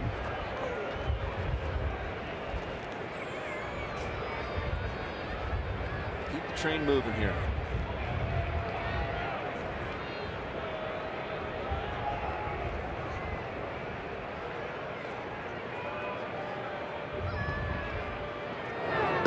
Inside, 2-1.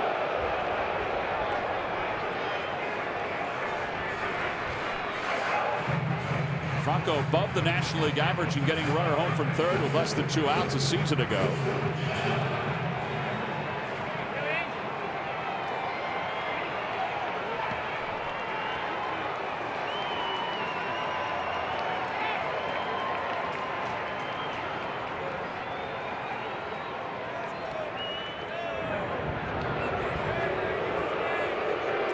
I don't think that was his good one. Yeah, I don't. The wind might have held that one up. He's deliberate with men on base. He'll hold it. I mean, he'll stay there and hold it till you have to call timeout. He'll go quick. He'll hold it. He'll lob one over. Now he's liable to fire one over there.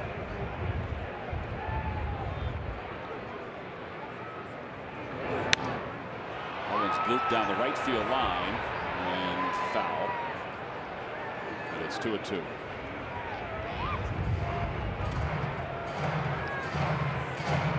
I guess that was an attempt to go the other way, wasn't it?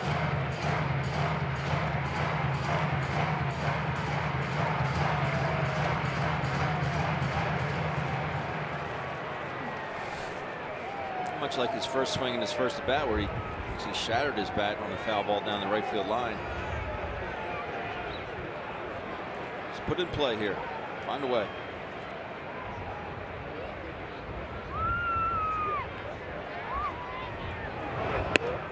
On the outside corner.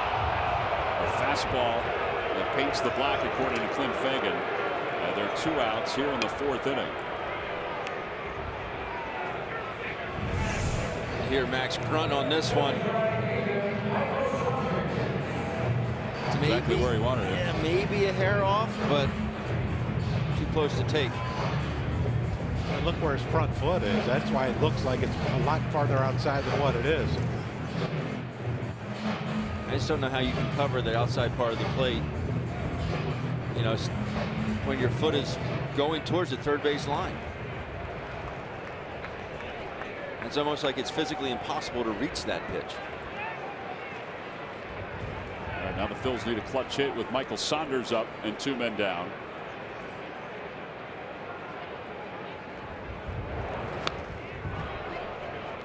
John, I think you mentioned this yesterday, that the game plan, everybody seems to have the same one against Saunders. Just keep pounding it in. He's so tall, so long. I mean, look how long his arms are. That, you know, you would have to think that if you could consistently stay in there, and Scherzer has that type of command, that it's going to be tough for Saunders. I think the only way to cure that is back off the plate a little bit, and give yourself some room, and if he can make him pitch against the game plan.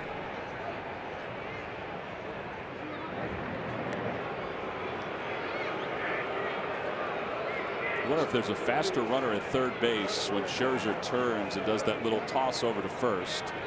With Zimmerman's throwing problems, if anybody's thought about, you know what, I can outrun this baby to the plate. May not be Howie Kendrick, but I was thinking that too. But then, you know, what if he turns to throw over there and he throws a bullet? Bullet, right? That's the thing with Scherzer, you never know.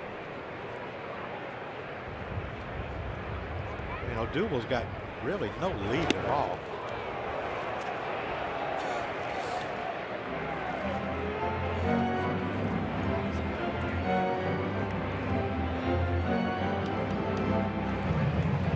You look where Adam Eaton had his front foot when he was taking his lead off first, was almost to the grass in the cutout. No, Duval's, you know, a couple steps off.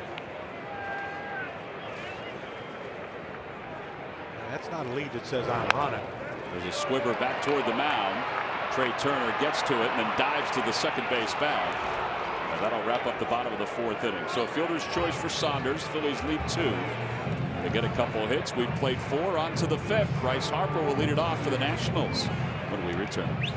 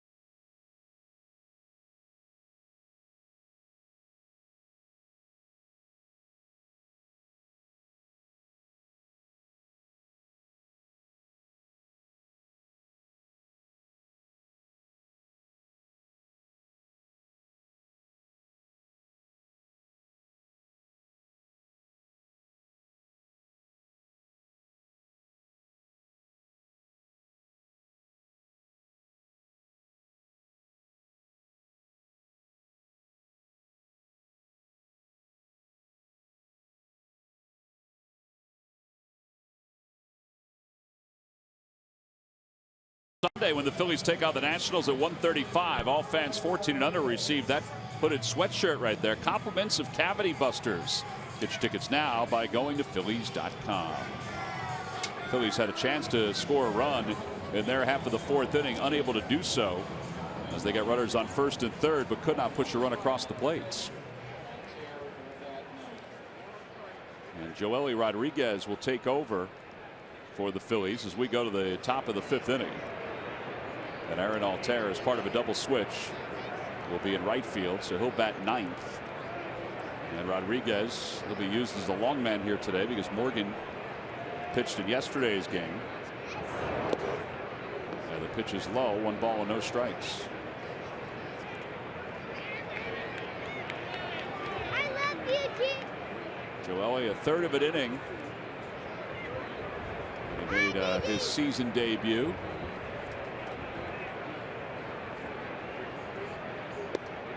Two 2-0.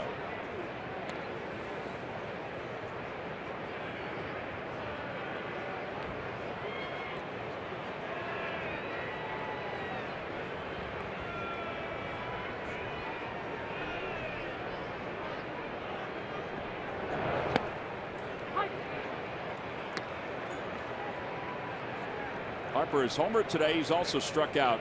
Vince Velasquez struck out 10 batters for the 4th time in his young career, but he did it in 4 innings. 2 mistakes. Well, really 4 mistakes. The 2 home runs and the 2 walks. 2 walks to Adam Eaton and the 2 home runs. First Phillies pitcher with 10 strikeouts through 4 innings since Cole Hamels did it in July of 2006. Hamels went 5 1/3 that day, struck out 12.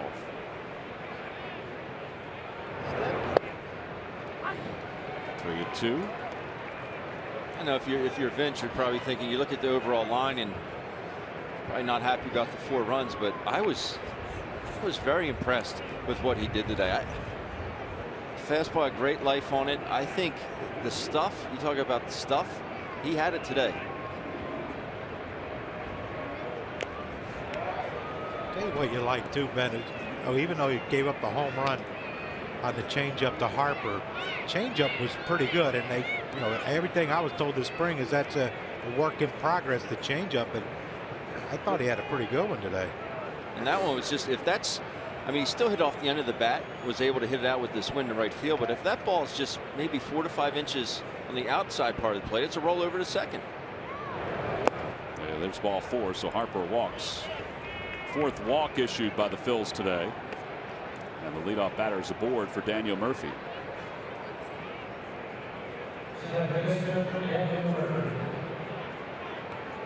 Are you upset you put your team in the hole? Yeah, but I think he's got to be excited about that outing today, and probably chomping at the bit to get out there in another 5 days.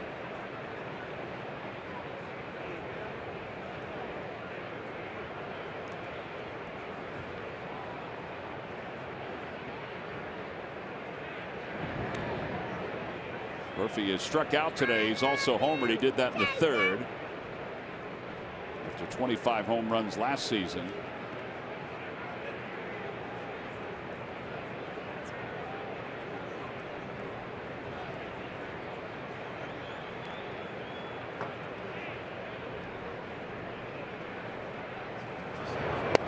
On the inside corner, 0-1 to Murphy.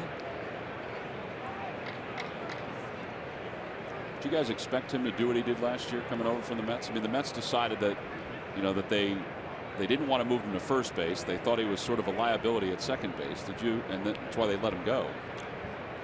You know what? How about that? He moves his feet, fights it off down the right field line. Harper's on his way to 3rd, and Murphy will get to second base. And runners on 2nd and 3rd with nobody out. This is what good teams do, don't they, Ben? You have your chances in the inning before to score some runs, and you don't score them, and now here they come. But as far as Daniel Murphy, that postseason he had, when he changed his approach at the plate, he moved closer to home. I mean, look at that. That's Ichiro. Just like a little bit of Jeff Bagwell and striding backwards. Yeah, but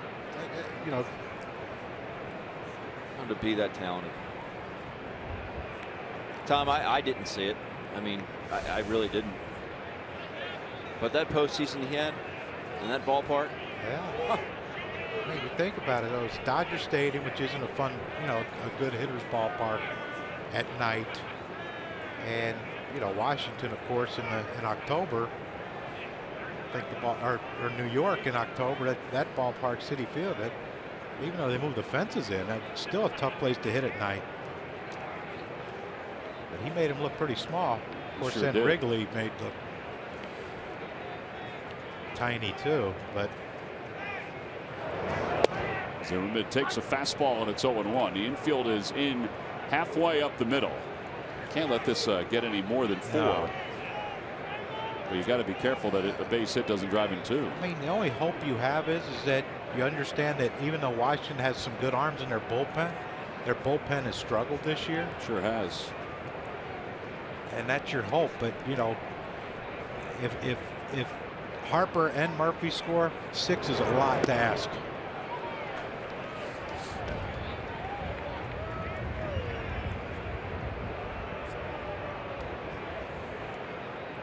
This hasn't been the problem with Joel. He's working ahead.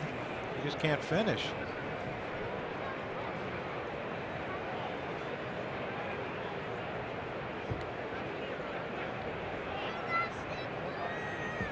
Got him. Fighting pitch down. And 1 out here in the 5th inning. Heck of a pitch.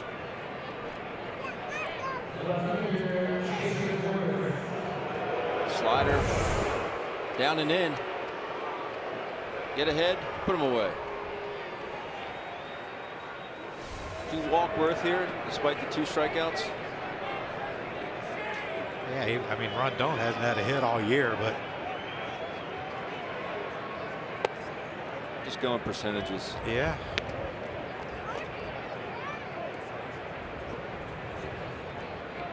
I mean, do you trust Joely to you know, don't give him anything good to hit, but don't walk him type of deal? That's the part that I was wondering about, whether you do trust him or not. But I guess if he's in the big leagues, you have to trust him. No? No. Oh, if that was the case, they'd never intentionally walk anyone. I love you, Jake. 1 ball and 1 strike. No, you'd hope that he'd realize the situation. Joely would realize exactly what's happening right now.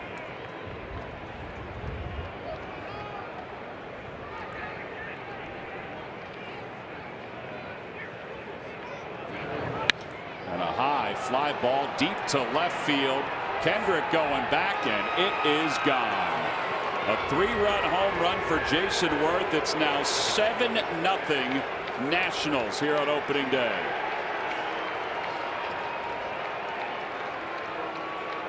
Three home runs today for the Nats.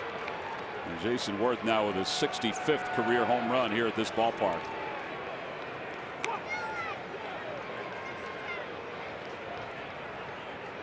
In the middle of that lineup, you know Joely would have his work cut out for him. Harper, Murphy, and Worth.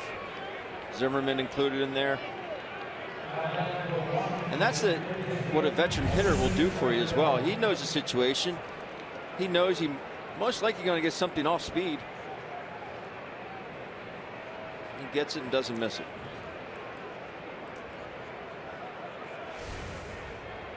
Well, Rendon is now up, and he takes a fastball, and it's 0-1. Phillies bullpen now has allowed 8 earned runs in 8 2/3 innings. It's only 3 guys basically, but still.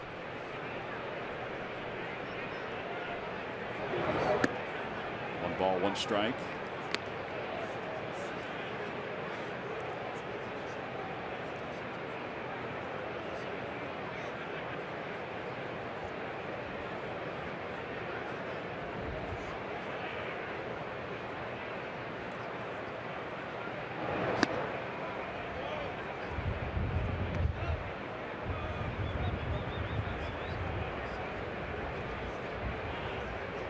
Kind of put a damper on things, didn't it? Sure does. Wow. Talk about a quiet, nearly full stadium.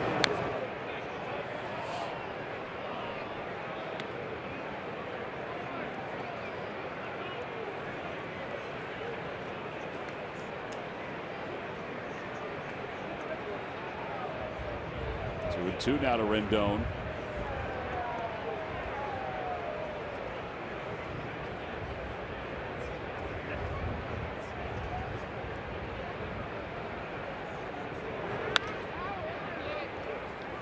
Davey Lopes in the first base coach's box.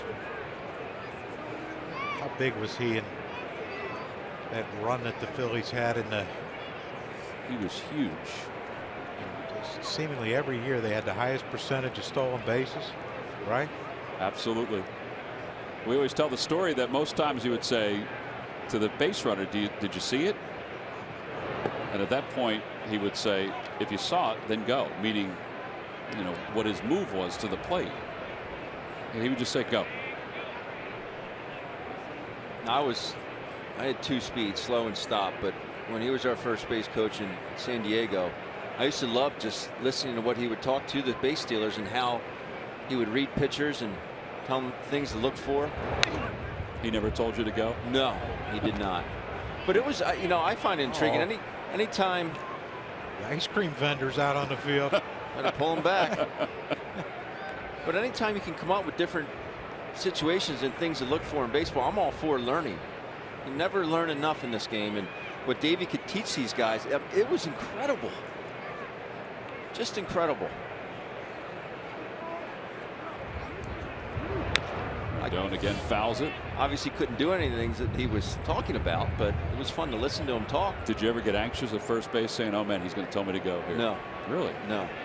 I knew my limitations, Tom. No optimism.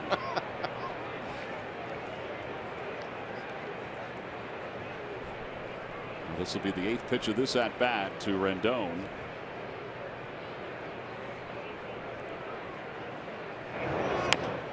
And that's over to third again, a foul ball. See if Bob throws it to the ice cream guys. Nope. Already gotten a couple today.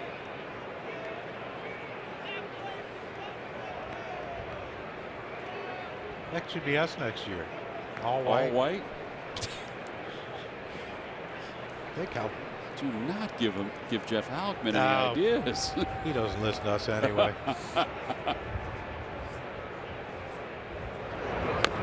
Hey, there you go. Lights it off again. This will be the 11th pitch of the at bat. What do you think we would look like 5th inning if we had all white on? Well, it depends on how much stuff would come in here for free. It would depend on what we're eating. Yeah. Disappointing opening day. Haven't got nothing to eat yet. I think you guys would look like caddies at the Masters if you dressed like that. Yes, You'd fit right in. Ground ball to shortstop. Galvis charges and throws on the run. Not in time. And Rendon able to beat that one out. Tommy Joseph tried to cheat a little bit. Not much he could do. The ball wasn't hit that sharply, and Freddie tried everything he could. Give Rendon credit, but you know, if he was 5 for 7, 5 for 8, he might have not busted it as hard down the line on that ball.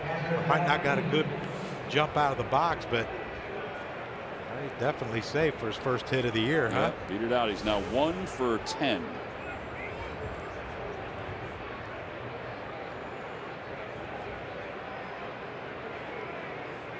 And Wieters taps one back toward the middle. Galvis will have plenty of time with Cesar to turn 2. 6-4-3 double play. Side is retired. Jason Wertho's 3-run home run has opened it up for the Nats. They lead at 7-0 over the Phillies.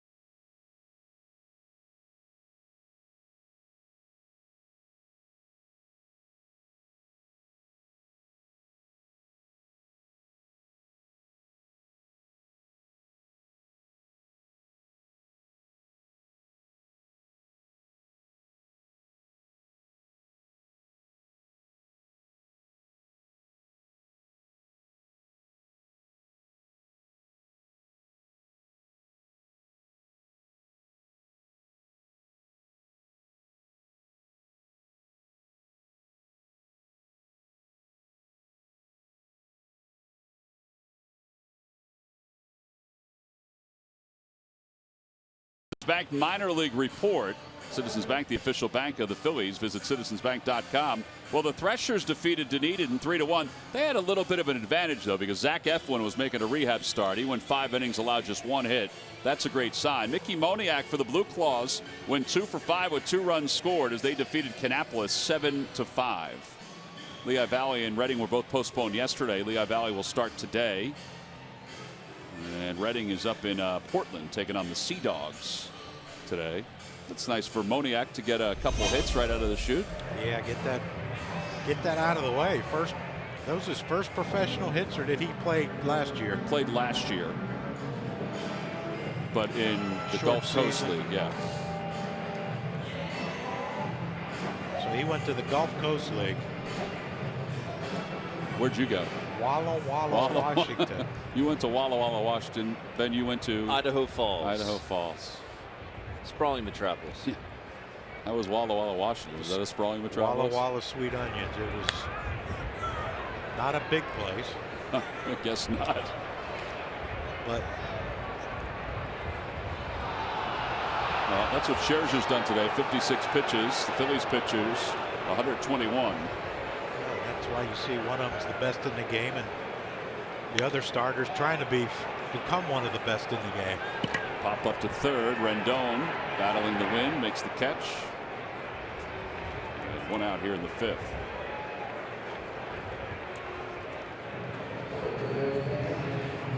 Walla Walla, Washington. The Walla Walla Sweet Onion. That's what they were famous for. I'm surprised that's not what your mascot name would be, the Walla Walla Sweet Onions. That was the Padres. That's not really thinking outside the box there. Beautiful brown unis. Special. Did you have the old, did they give you guys the old brown unis? We had the white pants with the yellow and orange stripe on them, and brown stripe, and brown shirts on the road. That's awesome. Dandies. Were they mad at you?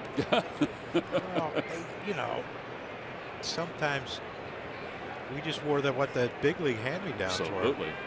By the time Ben got to the Padres organization, they were given some new duds. Were you there after the brown? I was there after the brown. Oh. He went blue. Blue and orange. I mean, even in the big leagues, though, our away uniforms were light brown with brown pinstripes. When you think of San Diego, you don't think of brown. Don't think of brown. You think, you know, bright, colorful, pastel, beachy colors. Kind of what they have now. Steve Garvey actually designed a uniform with all pastel colors. The P was palm trees. They didn't buy that one? No, they didn't quite go for it. Thursday night. Rupp fouls it away to the right side. Don't let our conversation bother you watching the game, Ben, all right? The Padre wore a brown. The mascot itself, or the Padre? No, the Friar? The Friar. Yeah. You didn't wear them like a throwback or anything? We wore one. We had a throwback game in Pittsburgh at Three Rivers. It was a not very attractive brown jersey. Yeah, that was special. But we still great. wore the regular white or gray pants with it. That's not as cool. No. Remember they used to have the all yellow pants and right, when shirts? Dave Winfield played. Yeah. Yeah. Well, I mean, among others. Ozzie Smith. That was the first time I found I ever knew what that team existed. Because after I got drafted, and a buddy of mine came over, showed me that card with the yellow uniform with Dave Winfield on a baseball card. I'm like, oh my God. I'm going to wear that. I said, I just got drafted by a softball team. Ground ball to third, foul, and it remains 2-2 in a row. You know, there was some talk that they were going to go back to that a little more consistently. Ugh.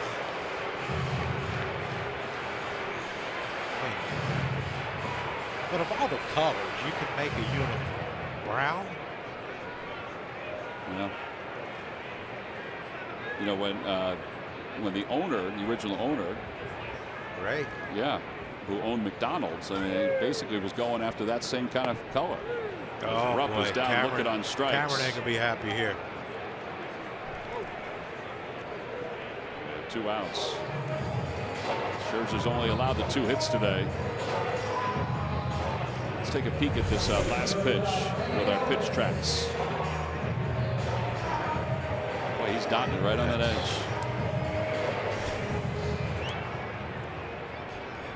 Hey, what do you do with that? Starts off the plate, comes back over the outside corner at the knees. Freddie Galvis takes outside, 1-0. See Freddie with the same swing he had his first at bat. And he blistered one to Zimmerman at first. Quick hands here.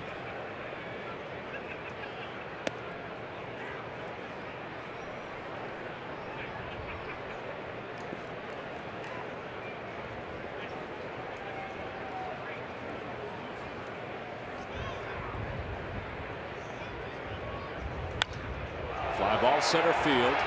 Adam Eaton going back. The wind will curl it toward the track. And the Phillies are retired in order here in the 5th inning. So 4 innings today where Scherzer's worked 1, 2, 3. He's another Crucker fan.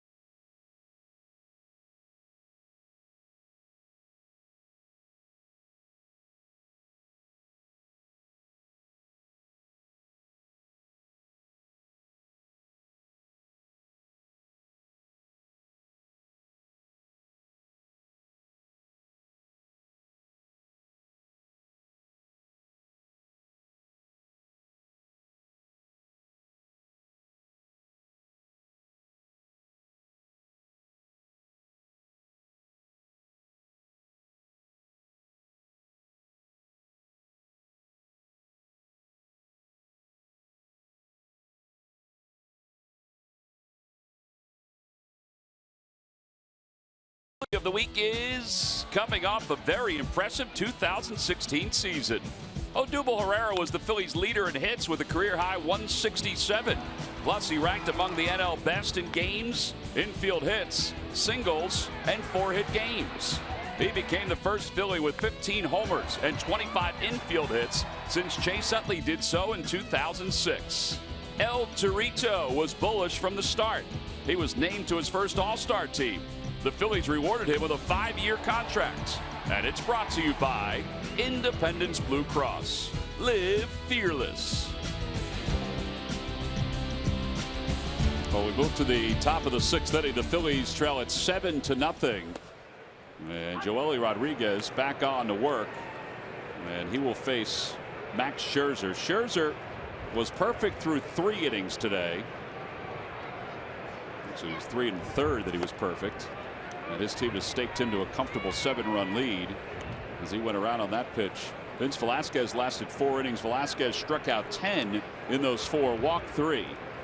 Last major league pitcher to strike out 10 through 4 innings was John Gray of Colorado, who did it against the Dodgers last September. Scherzer goes down on strikes. And 1 out here in the 6th inning. Sure, Max could have cared less about that one. Huh? He was a little upset though about the check swing. Cold and windy. Let me get back in here. Get a jacket on. Get a jacket on and try to finish this thing off. Turner takes a strike and it's 0-1. Trey Turner is 0 for 3. 7 runs on 8 hits today for the Nationals.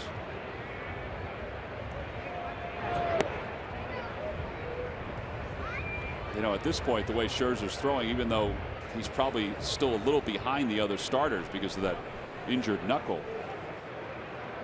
he can keep going because his pitch count's low and they don't have to worry about their bullpen, which, you know, may not be the biggest strength right now for the Nationals, but with their starters, it may not have to be the biggest strength. They got some good arms. They do. There. And you know, I read where Dusty Baker said, well, this bullpen has a chance to be one of the best in baseball. And that's the one thing you know, when you talk to people who played for Dusty Baker, and I said, what is it like? And he said he can make a guy on the bench like a Marvin Bernard feel like when he goes up to pinch hit, he's Barry Bonds. Turner has struck out back-to-back Ks for Rodriguez. 13 strikeouts today for the Phils. Well, don't forget the student steal is still in play here at Citizens Bank Park. It's a fantastic new offer for all high school, college, and graduate students. $15 ticket plus the first John on Us from Ashburn Alley. Chickies and Pete's Crab Fries, Tony Luke's, Primo's, Hoagies, Bull's Barbecue, or a hot dog and soda. Anything up to a $12 value. Good for all home games in April and September. Go to Phillies.com/student steal or show your student ID at any Citizens Bank Park ticket window on game days. Ben, are your kids throwing the John around? No. They are not. How can I've been here all those years? I've never heard of that. Let me see. You played in the early 90s. But I lived in New Jersey there for. I think it's more of a city of Philadelphia thing. Yeah, no, it is. You got to get out and about a little more, Johnny. No, I'm good staying home. Really become good at doing nothing. Just doing your own John. MVP. 3-0 to Eaton, who's walked twice and scored a couple runs. He takes a strike, 3-1.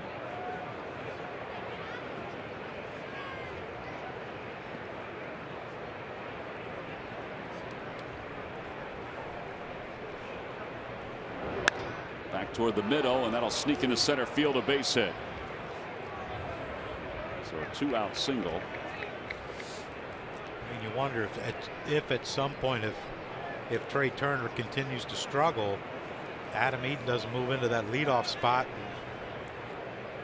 And maybe put Jason Worth second and let Trey Turner back down to about 7th and try to get him comfortable, try to get some better at bats out of him. Yeah, Turner came in hitting just 154, but 0 for 4 today with 3 strikeouts already. It's only the 6th.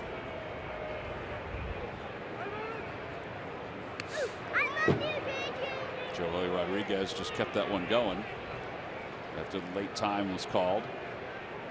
Yeah, the thing about Turner that they loved so much last year is that he came up and he didn't even blink an eye. He had a .370 on base percentage. But they do have obviously the ability to move guys around. And with the addition of Eaton. And Rendon can hit the ball the other way. He could be a number 2 hitter.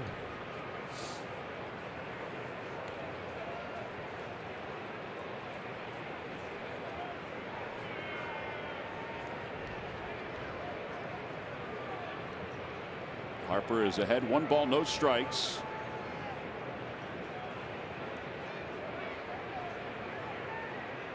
Ground ball toward the middle. That's going to get into center field, a base hit. Eaton's on his way to third. He'll get there easily.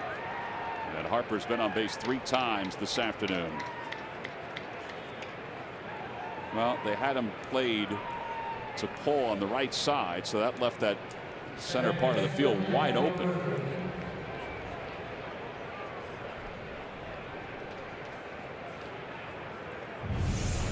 Out in front just a hair. You see Cesar well in the hole there. It's an easy 1st and 3rd for Eaton.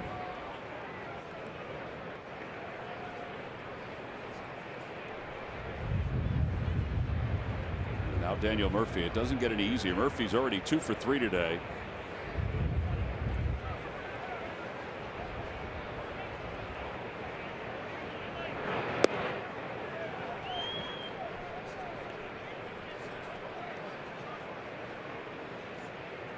Hasn't had a whisper to the home plate umpire at all today's game. You know, there's certain guys that do it a lot. He does it more than I think any other player that we've seen. I was watching them the other night, and one of the announcers said he turned around and talked to the umpire. He doesn't question the call or argue. You know, he asks, "Where's that at?" Blah, blah, blah, whatever. It's very cordial. And he said, "Boy, I've never seen him do that." Like, wow. Really? Like, oh. All the years of catching, the hitters would do that. Is that a good pitch? Or is that a strike? Once, I just wanted an umpire to say, "Well, yeah, you swung at it."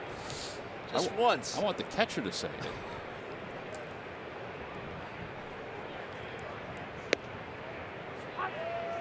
Take it all the way, and it's 3-1.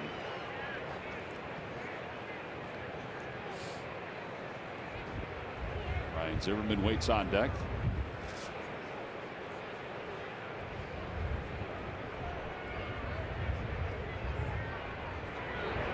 And ball 4. That'll load up the bases. That might be it for Joely Rodriguez. Phillies have bullpen action, although it looked like Joaquin Benoit just started getting up. Yeah, we might see some stall tactics here.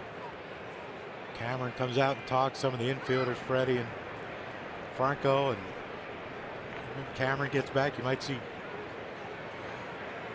Bob McClure come out and talk to him. And yeah, Bob's already on the stairs. And here he comes. Boy, there's a method to the madness. So Bob will head out slowly and give Benoit a chance to warm up. This is a perfect example, and I know you have to give your pitcher time to get loose here, but I think this will be the next thing done away with baseball to speed up the game. You think so? Absolutely. One visit. Just the catcher visits, that's it. Bob would not be able to come out right now. Or is the catcher considered one of the visits? Correct. And then if the pitching coach comes out, you got to take him out. Correct. I think they should limit the number of trips the catcher can make. Because, you know, look, Salvador Perez is a great catcher. He's a good person to sit and talk to. He's funny. Great teammate by all. Yeah, all the Royals say that. Yep. But man, can he go out to the mound. Oh. Monday morning, wake up with NBC 10 News Today with Tracy, Vi, Bill, and Jessica. News, weather, and traffic to get you and your family up and out the door. Weekdays 4:30 and 7 a.m. Count on it.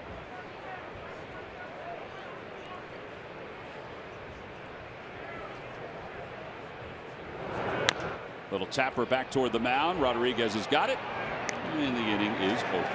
So he works out of a bases loaded jam. No runs, 2 hits, and 3 men left. We played 5.5 on to the bottom of the 6th. 7-0. Nationals on top.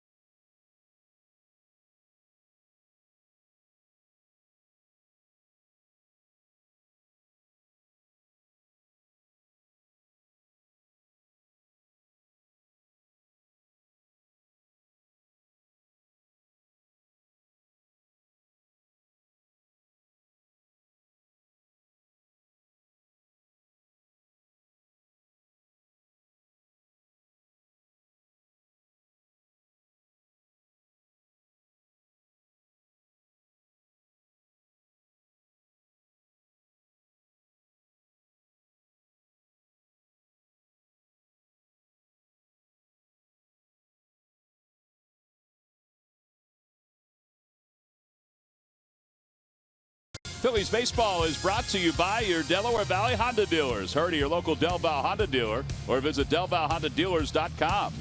By McDonald's. Mix and match any 2 for just $4 on McDonald's McPick 2 breakfast menu. And by Yellowwood brand pressure treated pine. If it doesn't have this yellow tag, you don't want it. Having some fun here on the home opener at Citizens Bank Park. Doesn't matter what happens with the Phillies, and they are getting better as the years go on. This is still one of the best places to come and watch a game in the National League. And all you got to do is look out at Ashburn Alley. I know we talk about it, but it's just, I mean, the amount of people that walk around there almost as if they're walking along the boardwalk down on the Jersey Shore. As Altair fouls it away, and it's 1 ball and 1 strike. A lot of good eats out there. A lot of good eats. I got a feeling that the boardwalk isn't too crowded down there this afternoon. Not today. Oh, look at that. Tornadoes here. Aaron Altair up for the first time, and he hits it out towards shallow right field. And Daniel Murphy makes the catch. 0 for 1 for Altair.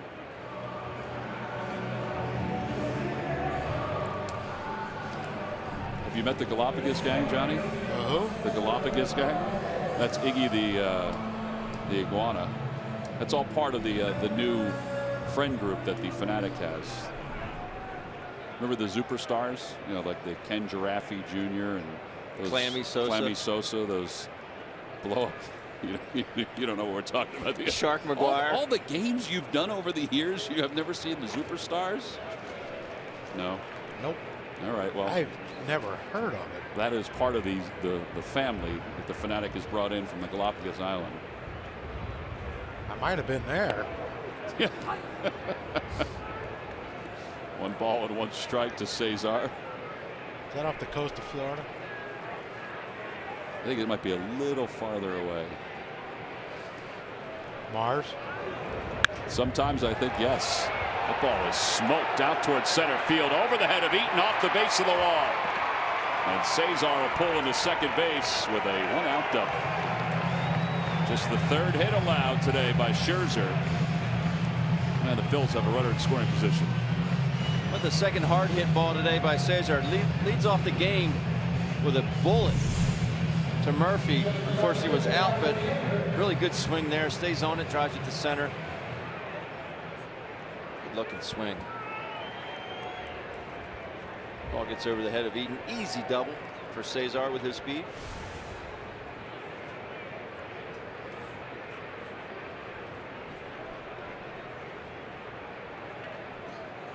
So here's Howie Kendrick. Kendrick doubled his last time up. And it's no balls and 1 strike.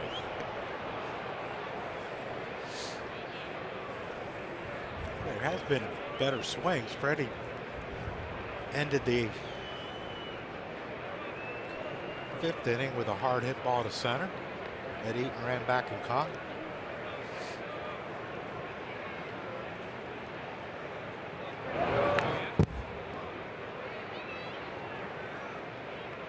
Talked about that injury that Scherzer sustained at the end of last year. They didn't find it until December. It's the ring finger on his throwing hand. It's the knuckle from that ring finger. I would think the only thing it affects, well, it probably affects more than the changeup, but I thought maybe the changeup more than anything else. He seems to be having a lot of trouble today. He seems to be getting healthier. Must be. Look out.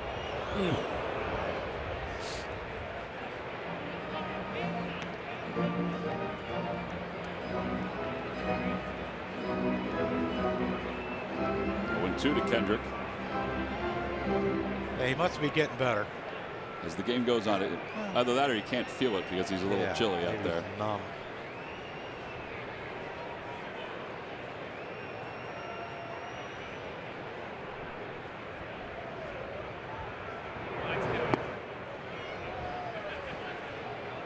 I mean, even with a 7-run lead, bottom of the 6th inning, runner on second, he's still holding the ball.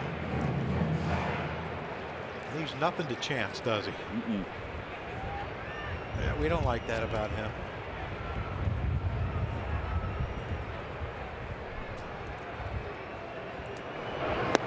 And he throws that changeup, and he gets Howie Kendrick. And there are 2 outs. So 6 strikeouts for Scherzer. Amazing how far Wieters had to go to catch this pitch. I mean, Wieters is 6'5". He's a big dude. That ball ends up in the left-handed batter's box.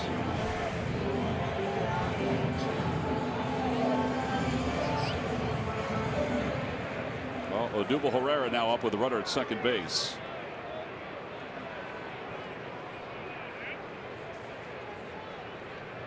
Odubel is 1 for 2. He singled his last time up. And it's 1 ball, no strikes.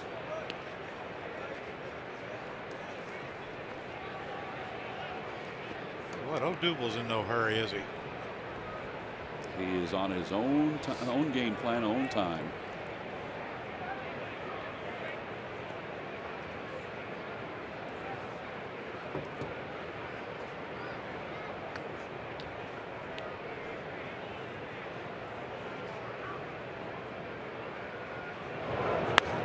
Lines that one into right field, a base hit. Hernandez around third, heading for home. He'll score. RBI single. The Phillies are on the board. He can do that. Yeah, he's off to a good start. That's 6 hits now and 13 at bats. That one drives home Cesar. 1 to left, 1 to right.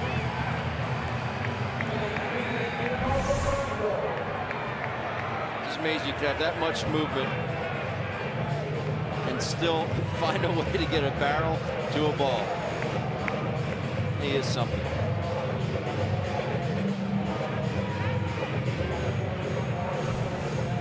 I was going to comment about his base running yesterday, able to take that base, nobody out. Franco hits a ball to shortstop, ends up taking the base, scores on a wild pitch. And you're a team that's struggling to score runs. They're going to have to do more of things like that. I think that's why it was imperative earlier in the game when the Nationals had not added the 3-run home run from Worth when he was on first base and was tagged out at second, that he needs to be a better base runner in that situation because he's got it in him.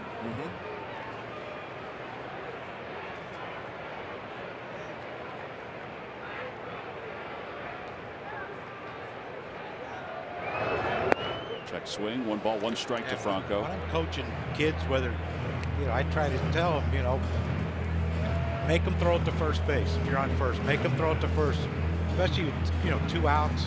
Make him throw it to first. Try to beat the infielder to second base, get a good secondary lead. If you can make him throw it to first, there's a better chance of making a mistake.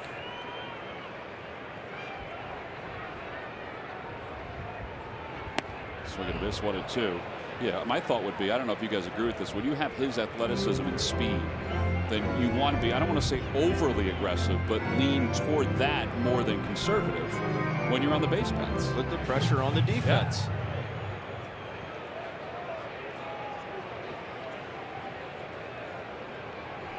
But then he'll go and do something like he did yesterday. I mean, that is so instinctive to do that. You'd love to see stuff like that.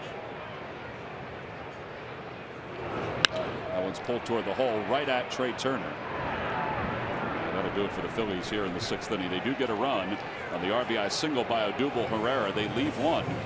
We played 6. We'll move to the 7th inning. Nationals lead it 7-1.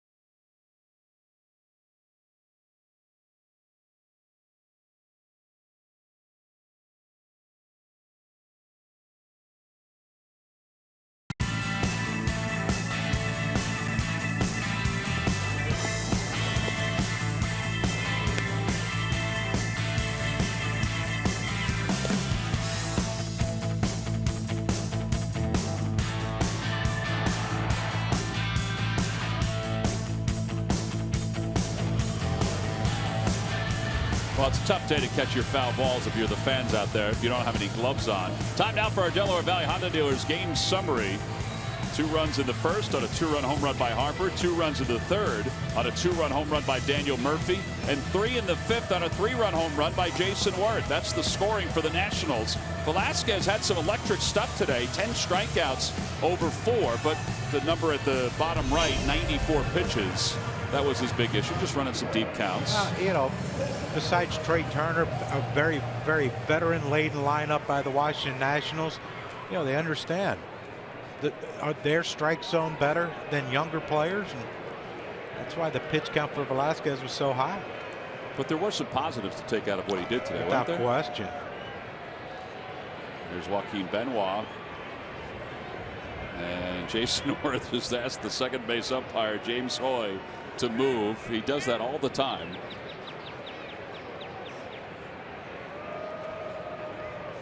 James Hoy didn't know where to go. The first pitch from Benoit is in there, 0-1. Jason hit that 3-run home run his last time up.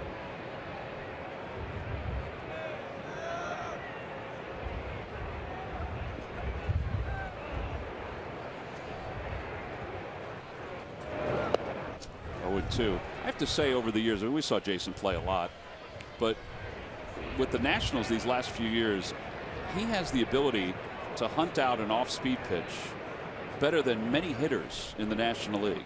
To understand when it's going to come and when he's going to jump on it. And it could be a first pitch breaking ball that he'll jump on. Just understanding what the other pitcher has.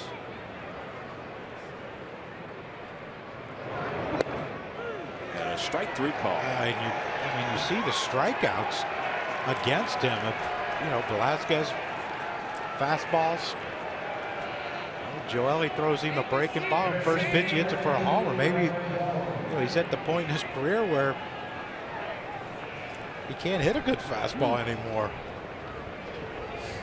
I don't know if he is. I haven't watched him enough, but he hasn't had much success against a fastball today. Well, the swing prior to the called third strike, very awkward. We've seen him do that over the years as well. So here's Rendon. 14 strikeouts today for Phillies pitching. And it's 1 ball with no strikes. So 19 outs. 14 of the 19 outs are on strikeouts today.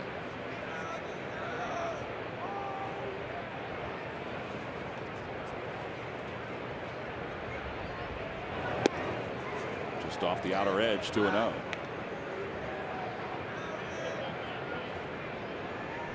And yet it's 7-1. Yet it's 7-1. It's amazing. The contact to damage ratio is pretty good. Is that one of those new sabermetric stats? Buck Showalter always said that about some of his players. One, you know, the first baseman. Yeah. Chris Davis. You know, someone asked him, said, how can you put up, you know, strikes out 180, 200 times every year? He said his contact to damage ratio is pretty good, though.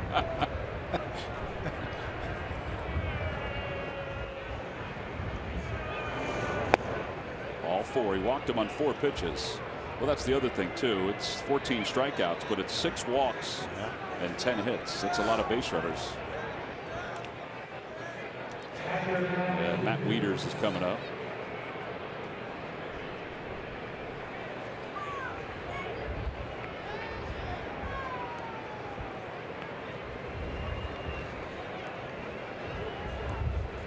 Wieters is double today, and he's also grounded into a double play.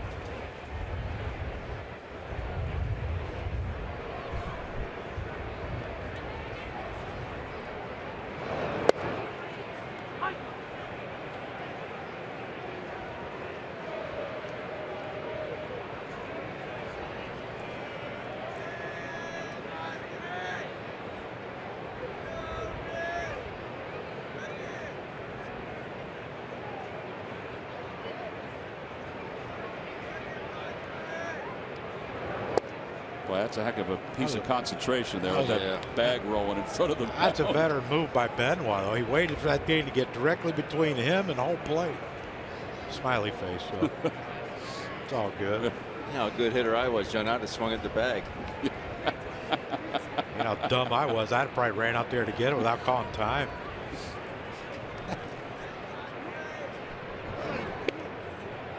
One and 2 to Wieters.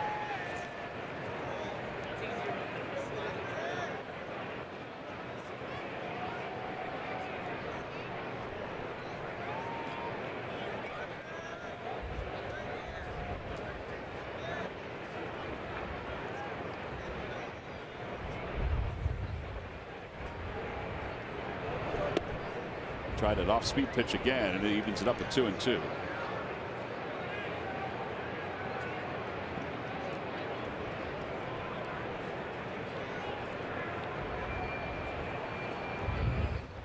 Is it supposed to be cold tomorrow, too? I think it's going to get warmer, but it's still a little chilly. I need to get some gloves or something. Hands are cold for some reason. Over to second base. That should be 2. There's 1 and 2. Wieters hits it to a second double play. That'll warm things up a little bit. 4-6-3. Time to stretch here in Philadelphia. We'll head to the bottom of the 7th inning. Phillies down 7-1.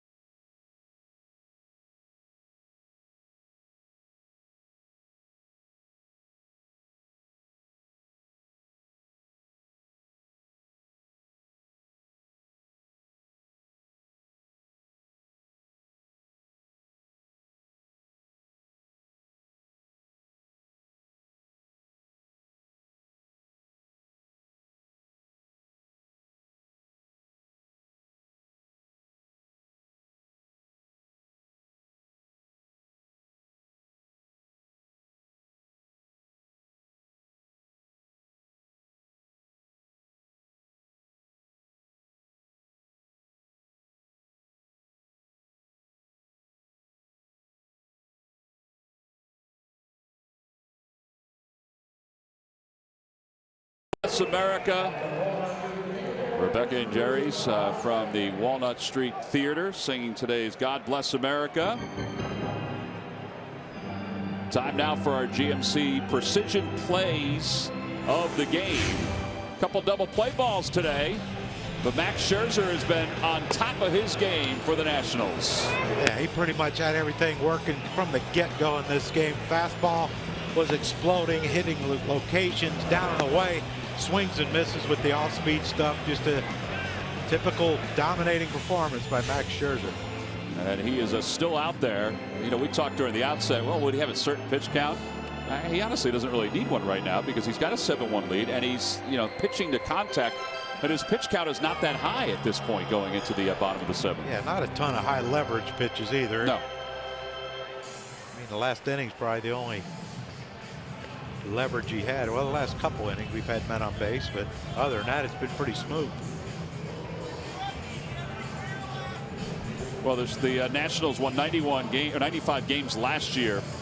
They're probably one of the favorites, Murph, to win the National League East this year, and they feel like they've shored some things up.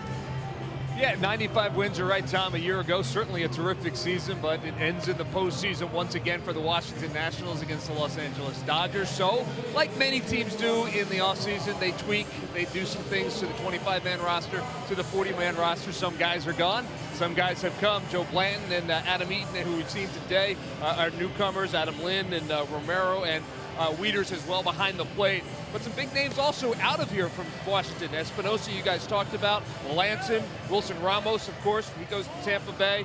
And Ben Revere also off to the West Coast. So they have to make some changes. Well, every team trying to tweak and trying to make that perfect change to get them over the hump.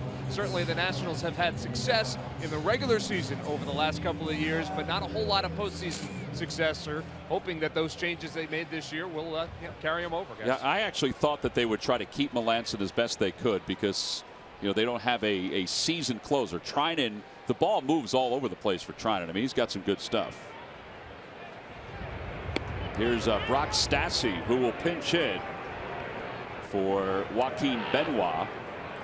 Stassi has been up twice officially, 4 plate appearances. Weren't they in on Chapman too? They were in on Chapman. They were in on Melanson as well. Yeah. But he decided to go to San Francisco,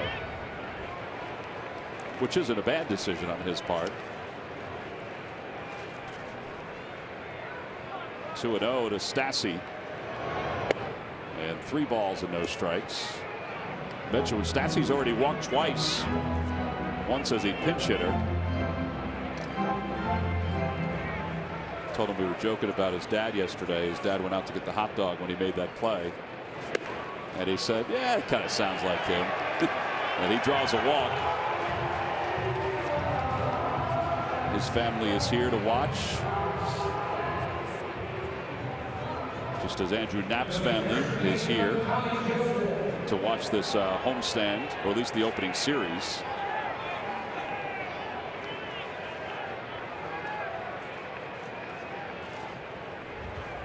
Tommy Joseph will be the batter. 0 for 2.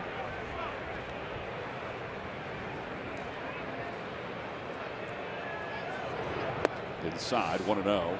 And now Wieters out to chat with He's losing Scherzer. it. He's losing it. Take advantage of it, boys. Right. And here's another tough situation. When you're struggling with the bat like Tommy Joseph is, he's thrown 5 in a row. You know he has to take one here, probably.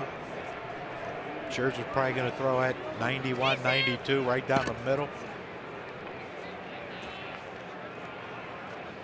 Even when you get ahead in the count, you're behind.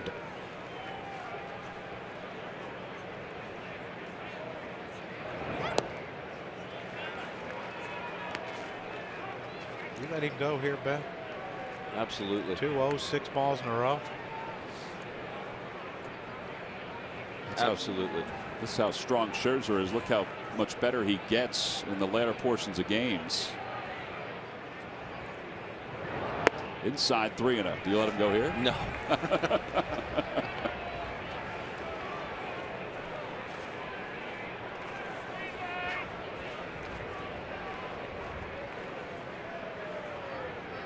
Totally different scenario than he has been today. 7 pitches out of the strike zone in this inning.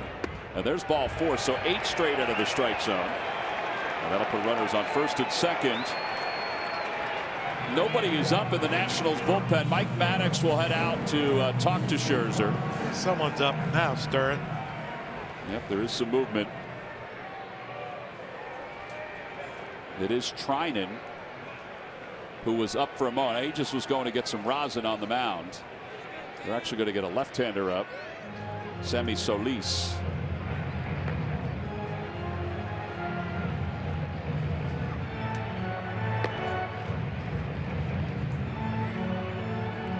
.93 pitches for Scherzer.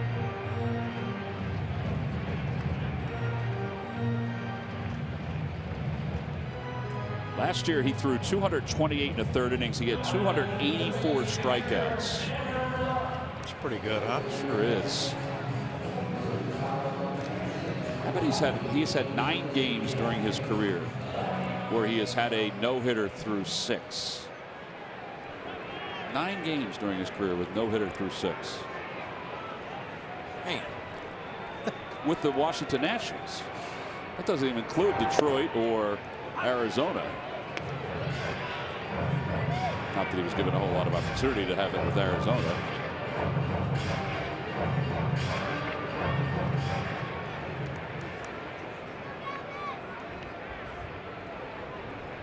The ball's 1 strike to Rupp.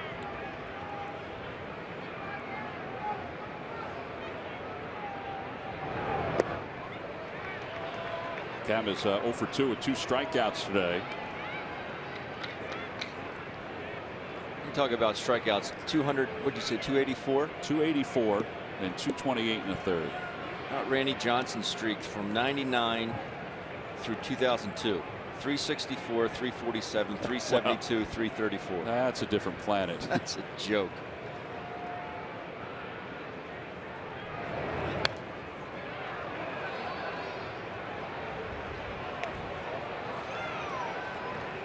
We may not see that ever again. I don't want to throw that many pitches again. Well, that's it.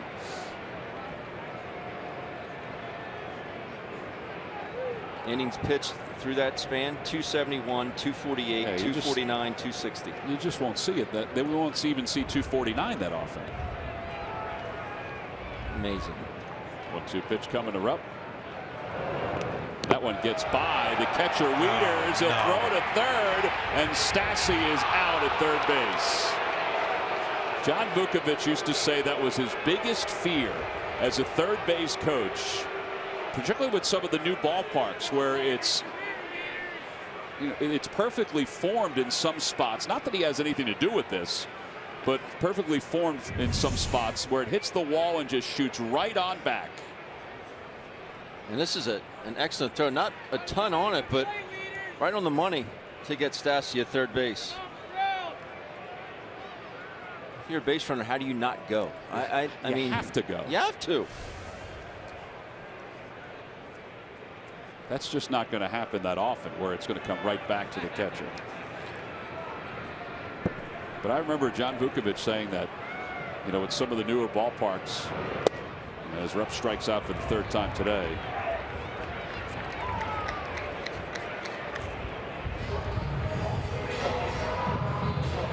Well, time now for our Jeep Stump the Fans trivia quiz answer. All right, guys, who holds the record for most strikeouts against his former team in MLB history? It happened last year. Mad Max. Max Scherzer is correct. 20 strikeouts against the Tigers last May. Uh-oh, he's not happy right now. What's his pitch count? He's at 97. Yeah, go get him. He wanted to pitch the end of the 7th inning. All right, guys, I'll see you later on. In 5 days. Yeah. So Scherzer's done after 6 2/3. Make it 98 pitches, by the way, for Scherzer. And Sammy Solis is coming in. Then he'll face Freddie Galvis. So the Phils with a runner at second base and 2 men down. We'll see the Nationals bullpen when we come back.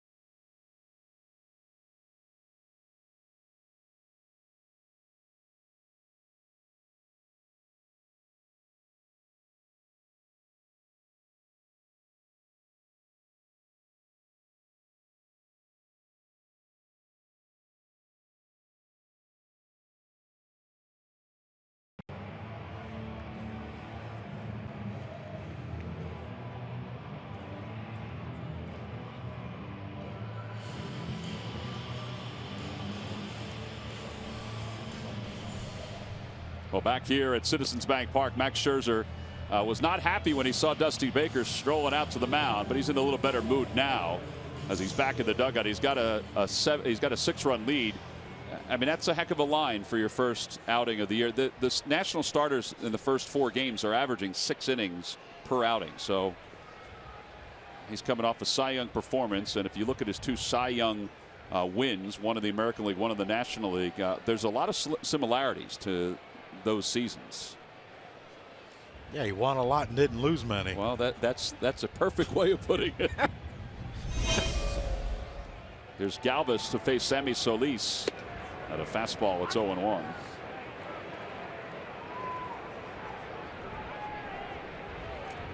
.40 ERA. 6 earned runs and 9 innings of work so far for the Nats bullpen.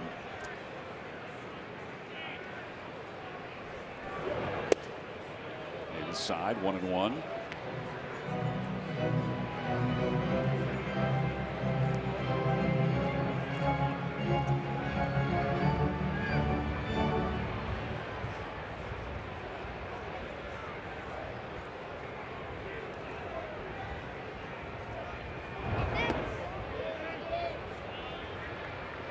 Freddie today is 0 for 2. He's grounded out. He's also flied out to center. 2 quality bats, though. I mean, nothing to show for it, but you mentioned it, Ben. He hit that ball in the 3rd inning, hard hit grounder to Zimmerman that he made a good play on. And that ball he hit to center, he hit pretty good too.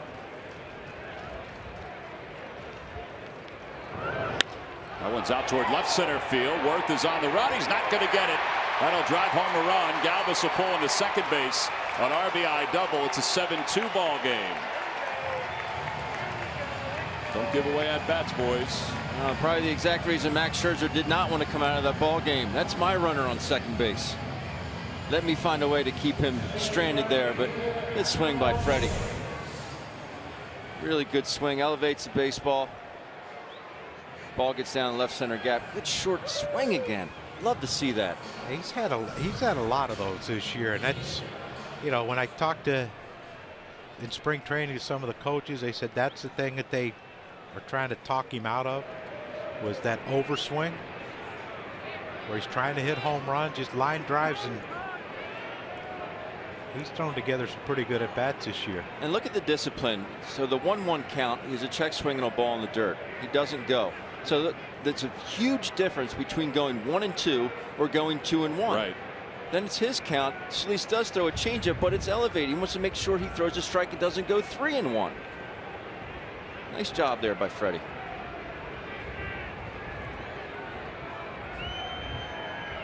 A little bit of a delay because a beach ball, appropriate for a day like this, has rolled onto the playing field. I was thinking about going down to Jersey Shore for a little stroll on the beach after this one. You might be able to stroll without anybody recognizing you if you do that.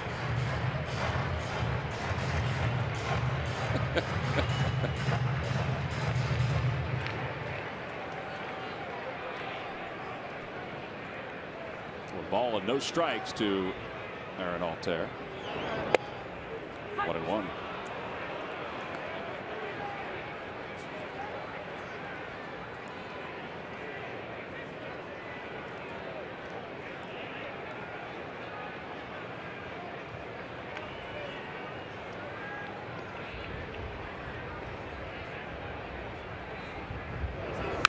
Opposite way. On the run is Harper. Back toward the wall. Two-run home run, and all of a sudden this is a ball game again. It's 7-4 Nationals. Loud noises, Tom. You can hear that all the way up here in the booth. And how big would this inning be, Ben, if Brock Stassi, that ball didn't bounce back to Matt Wieters to throw out Brock Stassi at third base? Just really like where his hands are. He is so much quicker to the baseball. Good strong swing there. He knows he's got it. That sound, thing of beauty. And it makes a winner out of Joe Manano of Roslyn, PA. He's just won $100 thanks to Aaron Altair and the McDonald's home run jackpots. Way to go, Joe.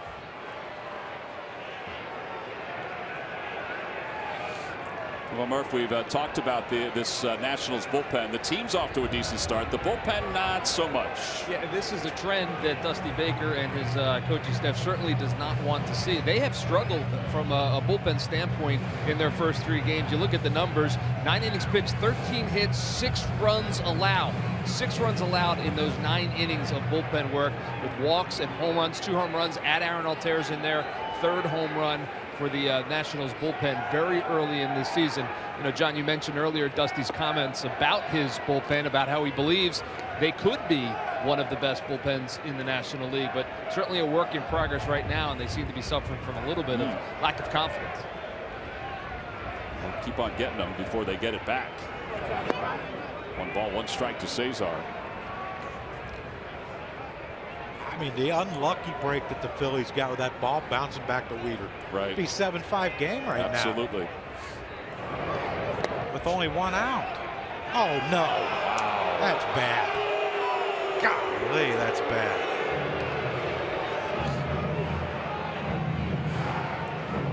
I don't know if it is or not now because they didn't say anything. It's awfully close. I mean,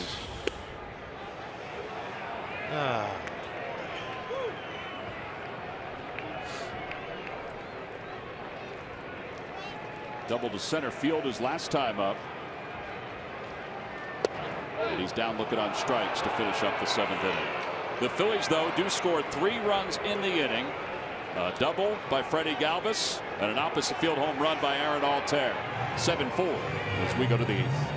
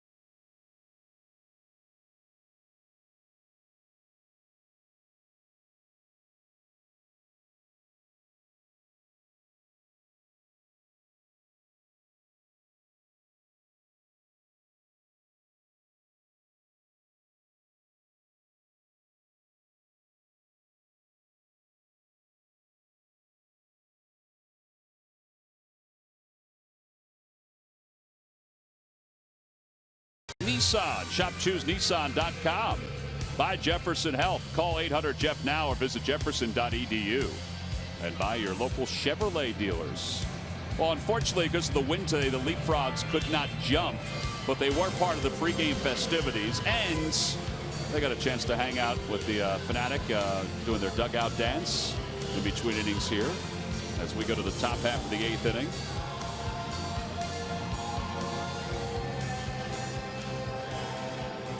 So it's great when the United States Navy is part of the festivities. Time now for our Hyundai defensive play of the game. Freddie Galvis here to Zimmerman at first base. Scherzer just beats Freddie to the bag. Well, this ball is smoked.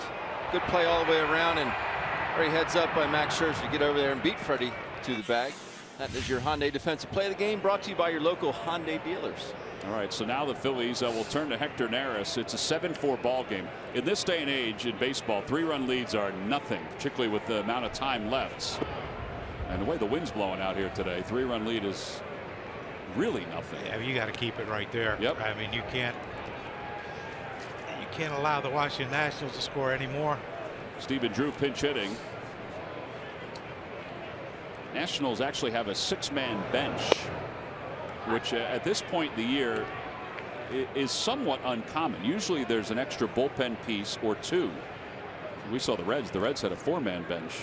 Yeah, but when your starters are averaging 6 innings a start, you don't need that many bullpen Good point. guys. 1-2 to Drew.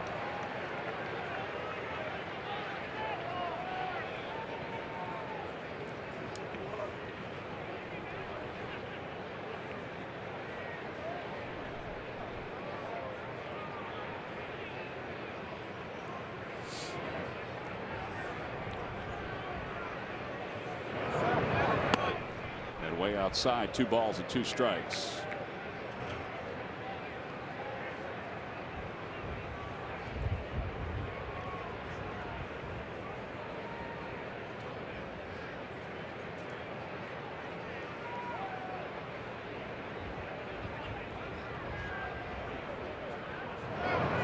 And a line drive base hit it to right field. That was a changeup that kind of just floated up top. And good job by Altair to get to it quickly and hold Stephen Drew to a leadoff single.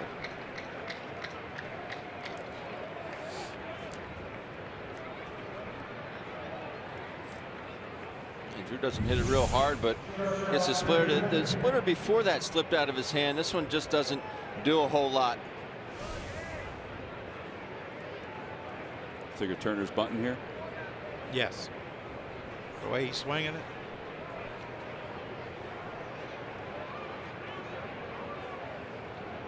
Nope. No, he's not.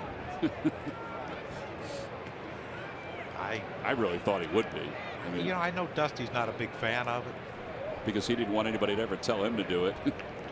Not that they would have. Well, you hit behind Hank Aaron, you ain't butting a whole lot if you're hitting in that place in the order.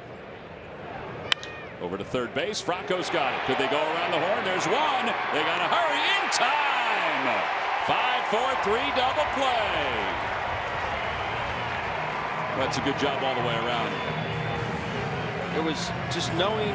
That's what I'm talking about. Thinking ahead, knowing the runner. Michael in and out of his glove. Cesar in and out of his glove. And a strong, firm throw to first base. Michael, great feed. Great feed all day long. Boy, is that pretty. That is. You want to talk about a big league double play? That is a big league double play with a guy that can absolutely fly. So now Adam Eaton, he shows bunt. Had been a pitch too late for that bunt, huh? I really thought he would. And part of it is because of Eaton and Harper and Murphy. I mean, all those guys, the way they're swinging right now. We're good managers from up here, aren't we? Yeah, we are.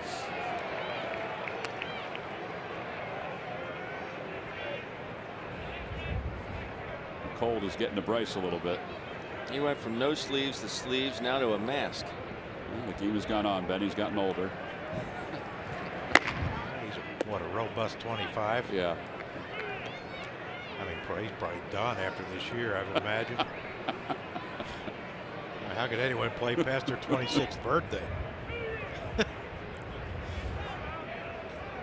Well, he'll be a free agent when he's 20. 2 more years. After next season, right, he'll be a free agent. So technically, according to the baseball geniuses, that he hasn't reached his prime yet? He has not reached his prime yet. Good for him. Mike Trout has not reached his prime yet. I mean, a few MVPs, All-Star Game MVPs. He's probably going to get better. Hallelujah for the fighting Phils. Eaton does bunt. 3-1 pitch. He bunts. Yeah, but normally you would say, wow, what's he thinking? But well, Franco's way back, I guess. But look what you have coming up behind.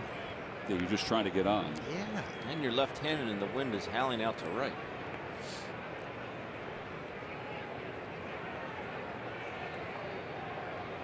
I don't think I could have hit with that thing all over my face. I would think it's distracting too, as that one is right on the inside part of the plate. And Neris gets out of this 8th inning. We'll go to the bottom of the 8th inning. Howie Kendrick will lead it off.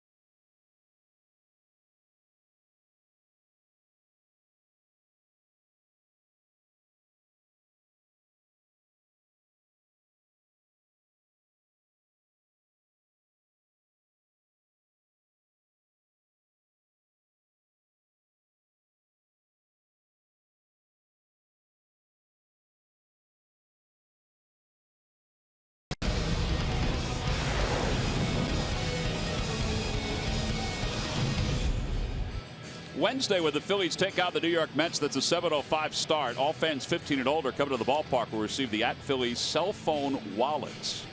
Order your tickets now by going to Phillies.com. You know who would like one of those cell phone wallets? Who's that, Tom? Your daughter Riley, as she celebrates her 8th birthday. That's right. Happy birthday, sweetheart. Is that what you're going to get her? I think she wants pizza. My wife was out to get her a gift today, a couple gifts. So you're going to present her with a gift of pizza? No, that's what she wants for supper. Oh, just saying. I would take that as a gift. She's probably not watching. You can tell her what you got her.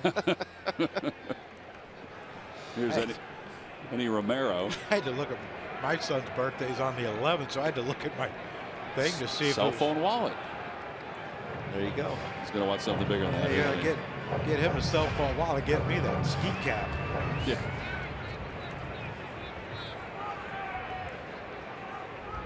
Howie Kendrick leads it off.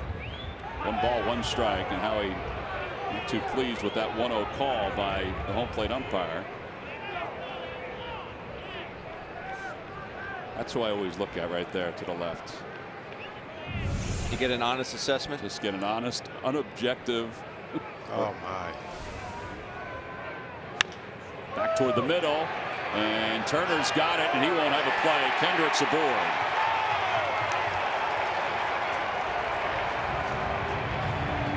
Here we go, boys. Getting some late inning heroics going. You know, that's a veteran. No, he didn't let that pitch call affect his at bat. Put the ball in play. Good things happen. Saw a couple balls. The ball had him eaten, hit, got through the middle of the infield pretty quick. It's amazing how many more hits if you're just able to stay in the middle of the field. Turner gets to it. Hendricks still with some good wheels. Turner knows he's got to hurry, but another knock. He just stay in the middle of the field. Do you think he had to slide to get the 360 turn to throw to first? Freddie Gallis wouldn't have. Jimmy Rollins wouldn't have. Here's Odubel. Odubel today is 2 for 3 and an RBI his last time up. 1 ball and no strikes. Hey, Odubel gets on. You never know. You got your heart of your order up. They'll have to pinch hit after Franco because that is the pitcher spot. It's okay. I mean, they have Blanco or Nava. Most likely it'll be Nava. Well, it depends on the situation, I guess, whether it be either one. 1 ball, 1 strike. Regardless, I don't think Franco faces Romero. Regardless of what Odubel does. Coda Glover warming up in the bullpen for the Nationals. If it's a righty, you'd have to think Daniel Nava would be the guy. 2 home runs yesterday batting left-handed.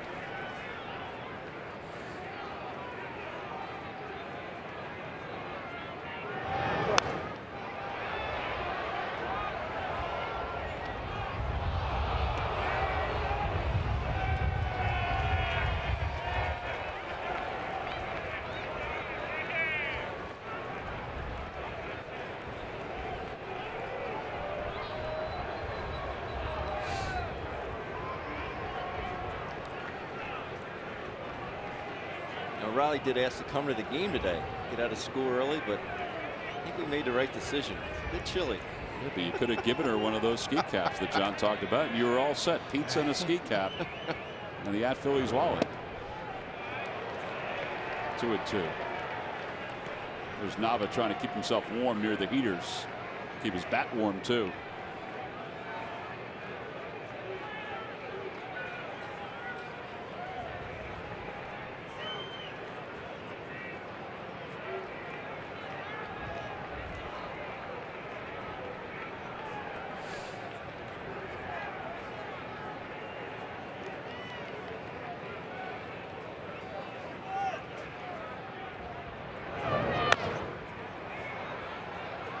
Just trying to stay alive as he sprays that one toward Juan Samuel.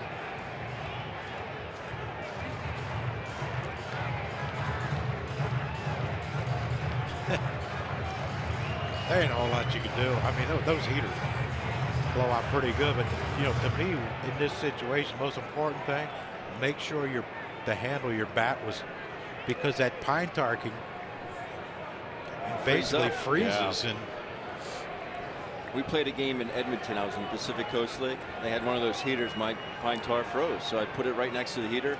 The whole bat caught a flame. It's just pine tar was on fire. Had to get some water to put it out. They didn't have butane back when I was in Edmonton in April. Salt Lake City, end of March, we played. Oh my, coldest day I've ever played. It was freezing, literally. It was in the 20s. I saw a picture today of remember Exhibition Stadium where the Blue Jays, when they opened, I guess it was on this date back in the 70s, where there was snow all over the field and they were sweeping it all off. It looked like it was bitter. 2-2 to Odubel Herrera. Odubel helping out the umpire, telling him that was a little low. Hey, what, 98? Yeah. Wow. 98 left-handed. How would that feel? Looking at that. That's what I mean. It makes you wonder, how come their ERA is so high? I mean, look at these arms. Right at the end of right at the bottom of the box. Because they don't trust that 98. You look up, it's still a full count. I'd be the most aggressive pitcher in the world if I'm throwing 98 from the left side right now.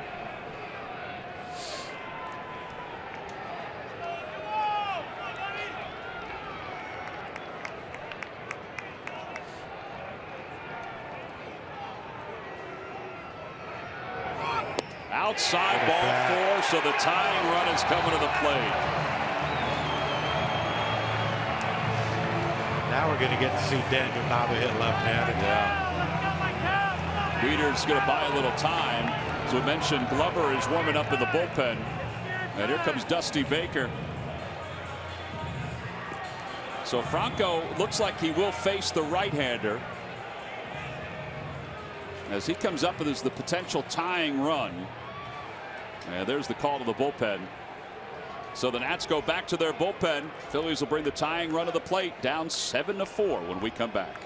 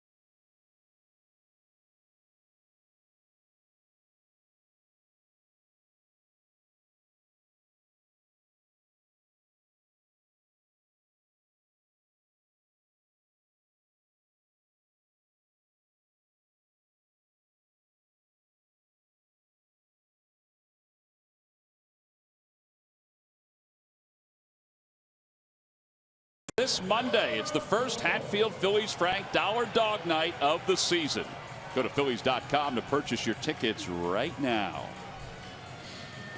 Hopefully there's some Hatfield Dollar Dogs left, because they obviously ran out in the lunchroom up here in the press box. Hey, tell you what, your son came up really small today. Well, he is a McCarthy, so if there was food to be had, he would have sniffed it out. Pretty disappointing. Can we fire him? We can. And after today, he is fired. There we go. So Coda Glover will take over for the Nationals with runners on first and second with nobody out.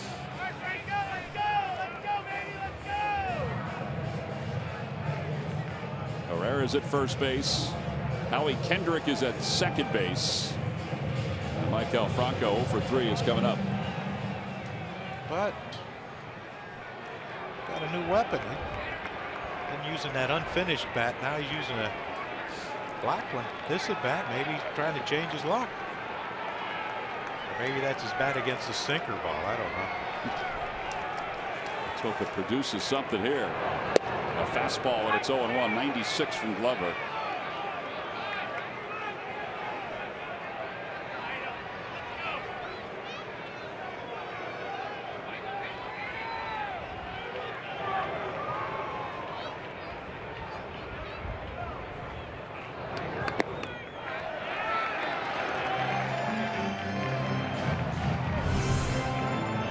The second inning. Yeah, he had the black bat out. I think that's a different black bat though. It's the fourth inning. Yep. He's using an unfinished. And this is current. And now let's. Yeah, that's a different one than the first at bat. Well, you know, when you're struggling, sometimes those bats don't last long in the tunnel after the at bat. It's always the the equipment's fault. It's never the player. Like, I never made it out. My bats did. You never made an error. Your gloves did. Yeah. Outside again, 2-1.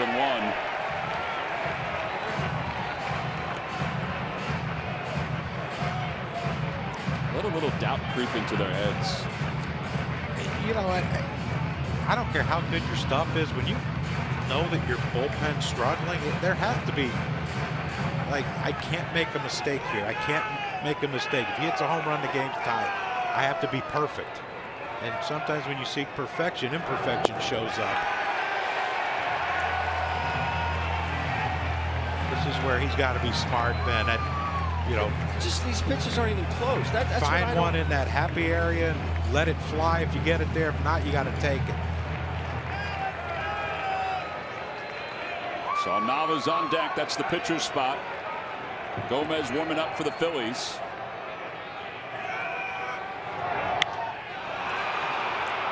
Out towards shallow right field. Infield fly rule has been called, although on a day like this, I don't think anything's routine. And one out here in the 8th inning.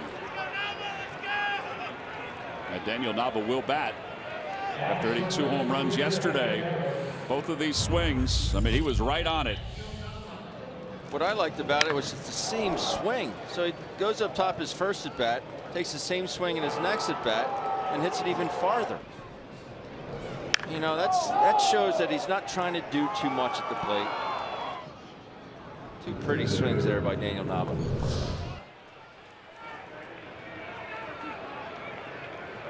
Seven hits as a pinch hitter during his career.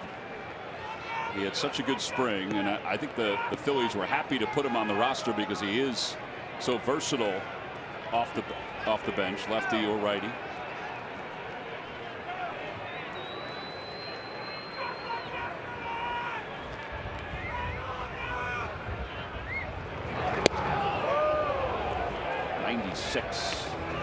I think the scouting report, if they saw the game yesterday, was don't throw him a breaking ball because he was on both of them yesterday.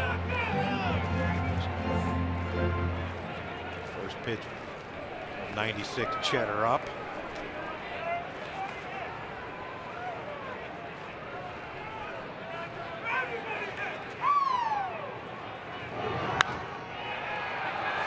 I think he feels like he missed that one. Yeah.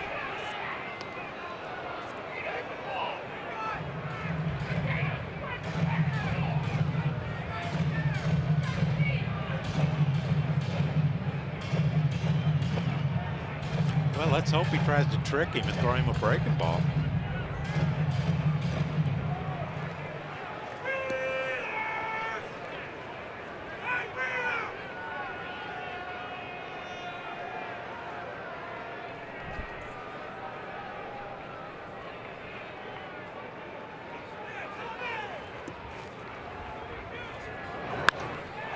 Fly ball out toward left center field. Jason Worth is there. The wind is not going to help anything on that. There are 2 outs. And now it's up to Tommy Joseph with 2 away here in the 8th inning.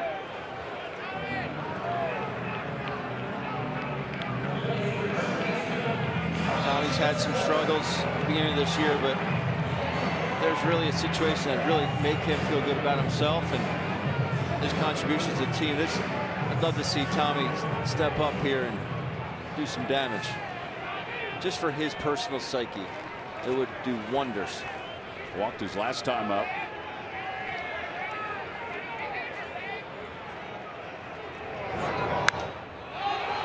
And he pops it up on the first base side. Zimmerman is there. The wind takes it away, and he makes the catch. And after the Phillies got the first 2 base runners on, the Nationals were able to quiet their offense by getting the next 3 hitters. Glover comes out of the pen, does his job.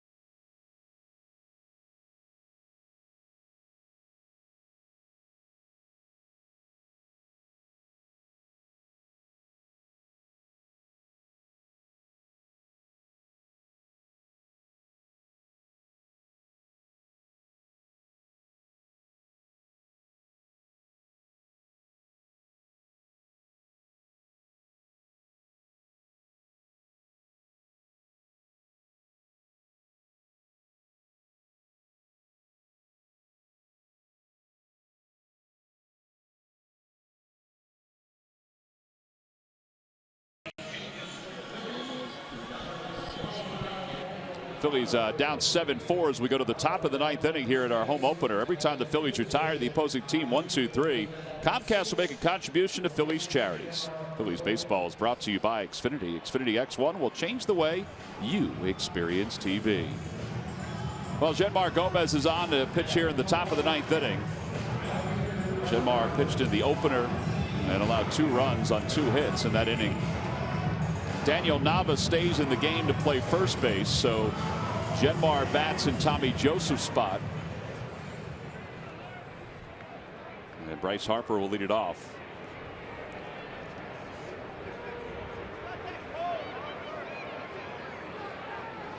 Phillies pitchers have 15 strikeouts today, but have also walked 6 batters that have allowed the 11 hits, including Bryce Harper's 2 and his 2-run home run.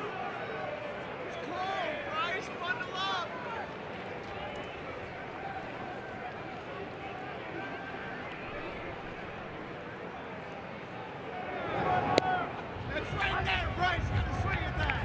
I know you're cold, but you gotta swing at that, my friend. Apparently got his hitting coach behind home plate.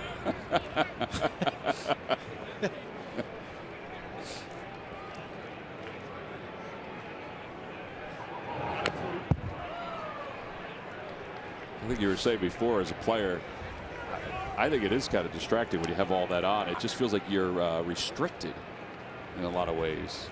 Well, it looks like it's just, it's not like a full-on bodysuit he's wearing, but no. I just don't know how you can have that over your face and try to hit.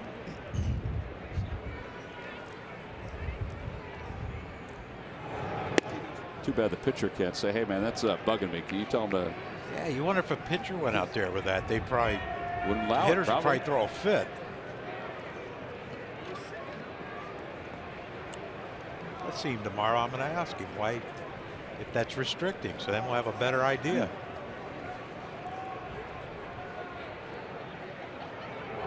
Swing and a miss. Oh, restricted him there.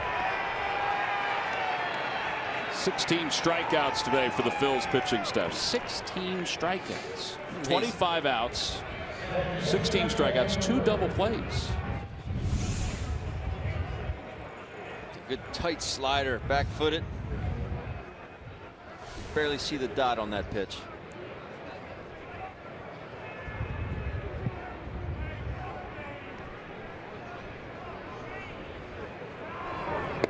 Daniel Murphy on the inside corner.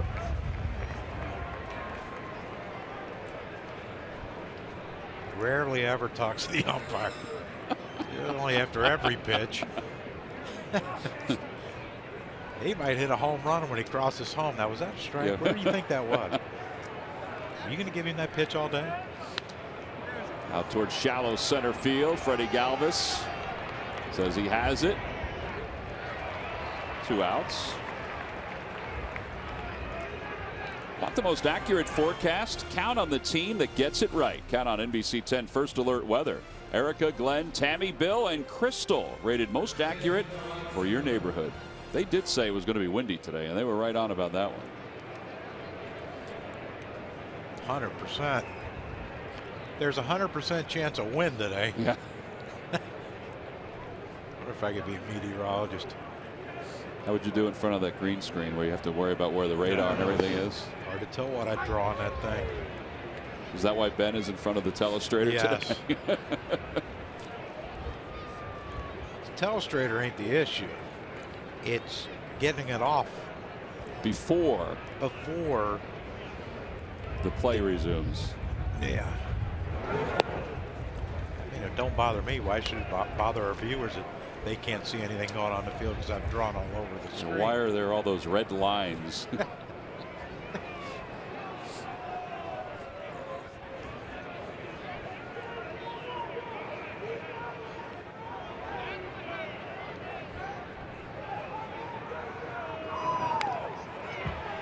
Jimar's ball's moving pretty good here in this inning. He's using all his pitches too, which you like to see. There haven't been too many good swings, has there? No.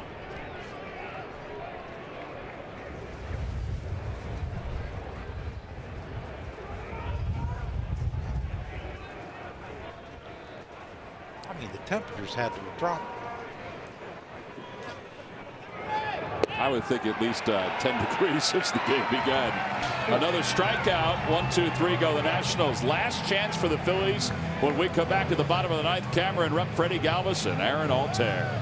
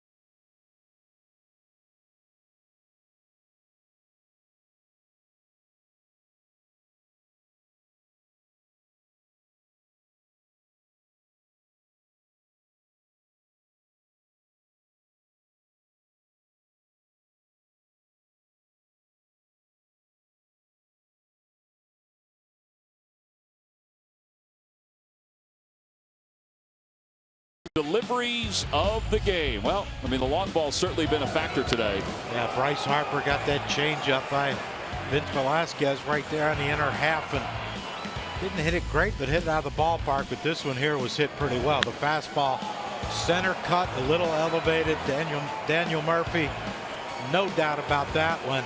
And then Jason Worth in the 5th inning, 2 men on base. The breaking ball, he's out front. Keeps his hands back and drives one out to left field, and those 3 balls right there are our W.B. Mason deliveries of the game. Yeah, the first 2, I guess you could say that happens. The last one, I mean, obviously has been the backbreaker here today. First pitch of the at-bat, breaking ball. Well, here's Blake Trinan on to try to close it. He has saved the 2 wins, but has blown 1 save for the Nationals. This is really his first opportunity to be a closer. But I have to say, watching him in the 7th and 8th inning in the past couple years for the Nationals, he's got closer stuff. We got a handful of guys down there that got closer stuff, but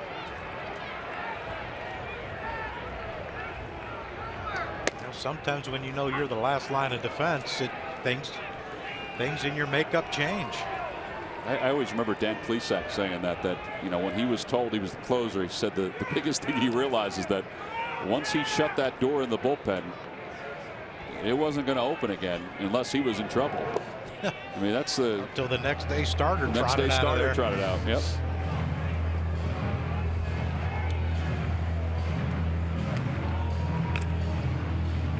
Biggest 1 ball, 1 strike. Biggest thing against Trinan is just making sure he elevates the baseball. He's got an above average sinker, and it just doesn't sink. It's coming in 96, 97. The bowling ball, but you just have to make sure he gets that elevated.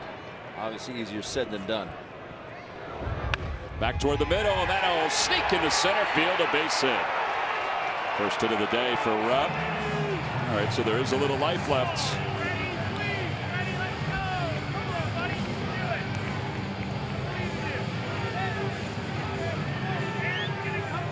And Freddie Galvis is coming up.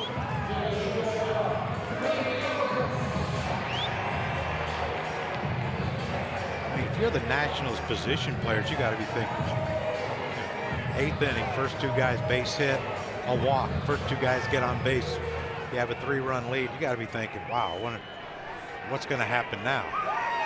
And now Cameron gets a base hit. And a bunt by Freddie, foul. I don't know if he had control of the bat once the ball hit the bat on that. I mean, that's just to try to get on base. That wasn't to move Rupp up to the scoring position when you're down 3 in the 9th inning. You got to get a base runner.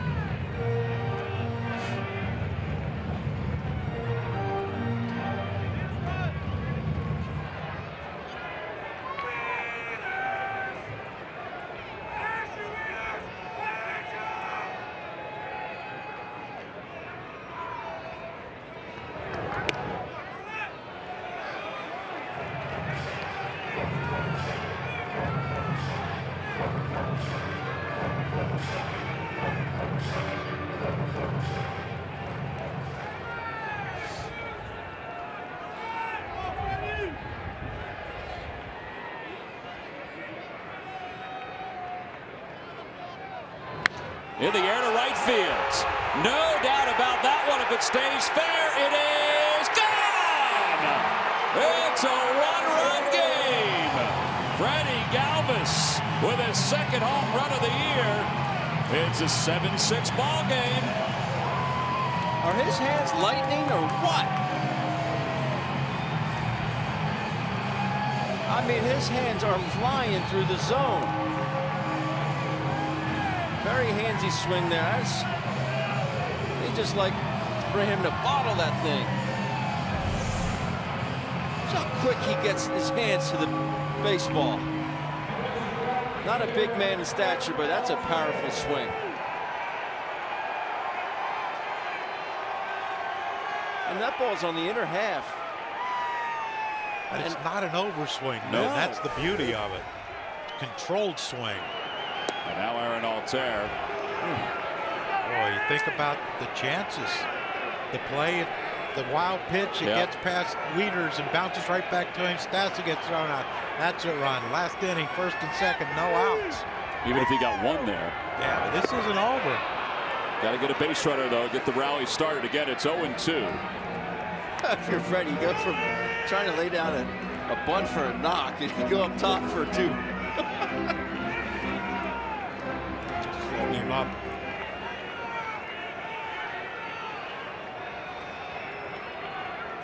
Max Scherzer went 6 2/3, charged with 2 runs. And a swing and a miss. The ball gets away. And the Wieters will throw out Altair. Gotta say, that first pitch that was called a strike to Altair kind of set the tone for that at bat. close pitch, but we've seen Clint Fagan give that outside part of the plate on many occasions to the pitcher. But bam, you're all of a sudden in the hole. 0-1. Changes the complexity of the at-bat. Sure does. And particularly after you've given up a home run to make it a one-run game.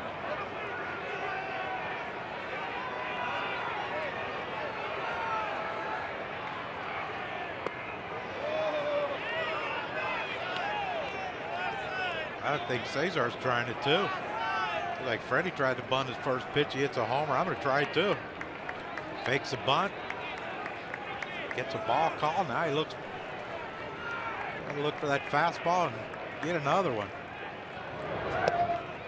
2 balls and no strikes.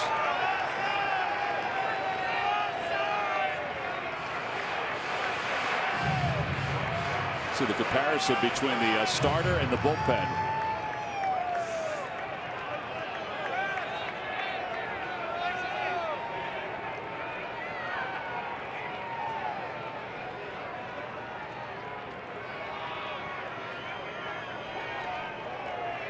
Trying to say Scherzer's doing better than their bullpen has. I think Scherzer definitely did better than their bullpen. For a longer period of time. Much longer. It probably could have done it even longer. 3-0 to Cesar. And this is a huge at bat because with Cesar's wheels, they try and can be a little deliberate to home plate. Wieters doesn't throw like he used to. Cesar might be able to swipe it back. Ball 4. Tying run is aboard. Mike Maddox is on the phone. Yeah, Ben, you're the catcher. Is it difficult to try to catch and throw as a catcher with a guy with a heavy sinker? It is, because you have to make sure you stay back on the ball. You still have to let it travel. You kind of reach out and get it. You know, that ball's going to be moving, has that late movement. Might end up boxing a few more than you actually catch. High pitches are generally easier to throw on. Pitch that's up in the zone if you're throwing. But if you get a ball that's down, especially someone with the size of Matt Wieters, it was tough for me being 6'5". You get a ball that's down, you know, you get your butt over top of yourself, you end up throwing sinkers into second base. Mike Maddox, man, every time he comes out, left hand on the shoulder, and then it's a hand over the mouth, and then it's the left hand on the shoulder again, and a pat on the chest. Every time. He's such a consistent human being. Oliver Perez and Joe Blanton warming up in the bullpen. And all around the Delaware Valley folks are saying those 2 guys are still pitching. Here's Howie Kendrick with a runner at first.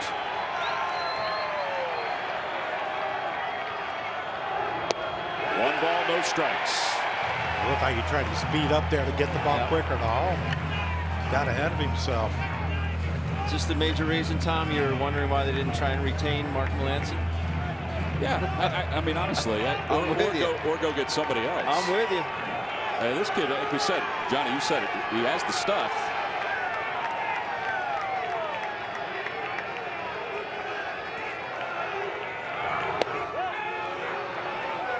Figured Kendrick was taken all the way there.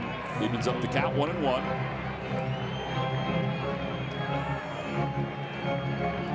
That's a thing too. It's, you know, how he hits the ball the other way, and you think maybe hit and run because trying to slide stepping, but he doesn't throw strikes enough to, you know, you're asking your hitter to possibly swing at a bad pitch.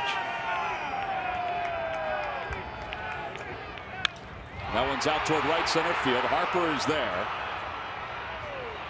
And he makes the catch. Got it in on the hands, it looked like, of Kendrick. So now it's left to Odubel Herrera with 2 men down. Phillies at one point trailed this game 7-0. And they've climbed all the way back to within 1. Which I think, if you're going to look at that glasses half full, is a great sign. Just if they can get it rolling a little earlier. Get this offense, keep it going. They have 9 hits today. I'm with you, Tom. No matter how this ends up, it's nice that these guys are showing a lot of life despite being down 7-0. against a Max Scherzer. That's why you get 27 outs.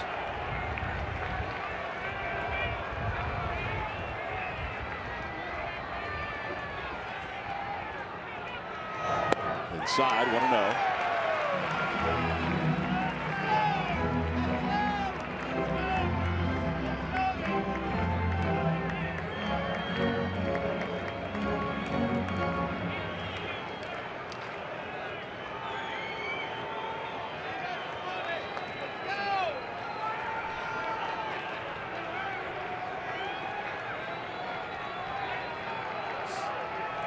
Ball to the gap, ball to the corner, and we got action with Cesar leading off first. Now time is called. And even with 2 outs, Ryan Zimmerman holding Cesar on, but you watch him bounce off the base. He's not coming off far. He's trying to protect that line because he knows if Odubel hits something hard past him, gets around in that corner, Hernandez will score and tie this game. 1 ball, 1 strike. I thought he might take a pitch there, take a strike there. Not a walk-off. Don't threaten me with a good time. Be a nice way to wrap up opening day.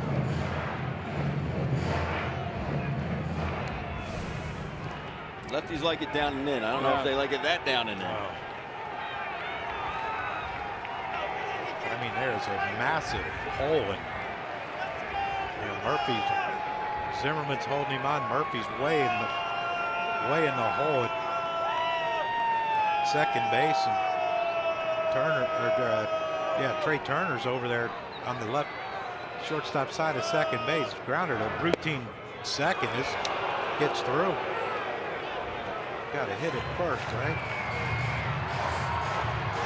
Now Murphy's shaded over this way even more because earlier in the ball game, Cesar did hit a ball right where he's standing, and Murphy wasn't shaded as far over.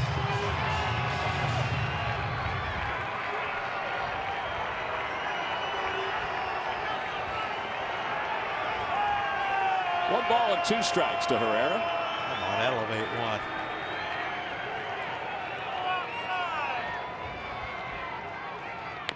Over the right side, and that will do it. Zimmerman takes it to the bag, and the Phillies lose their home opener by a final score of 7-6 as the Nationals bullpen does wind up surviving.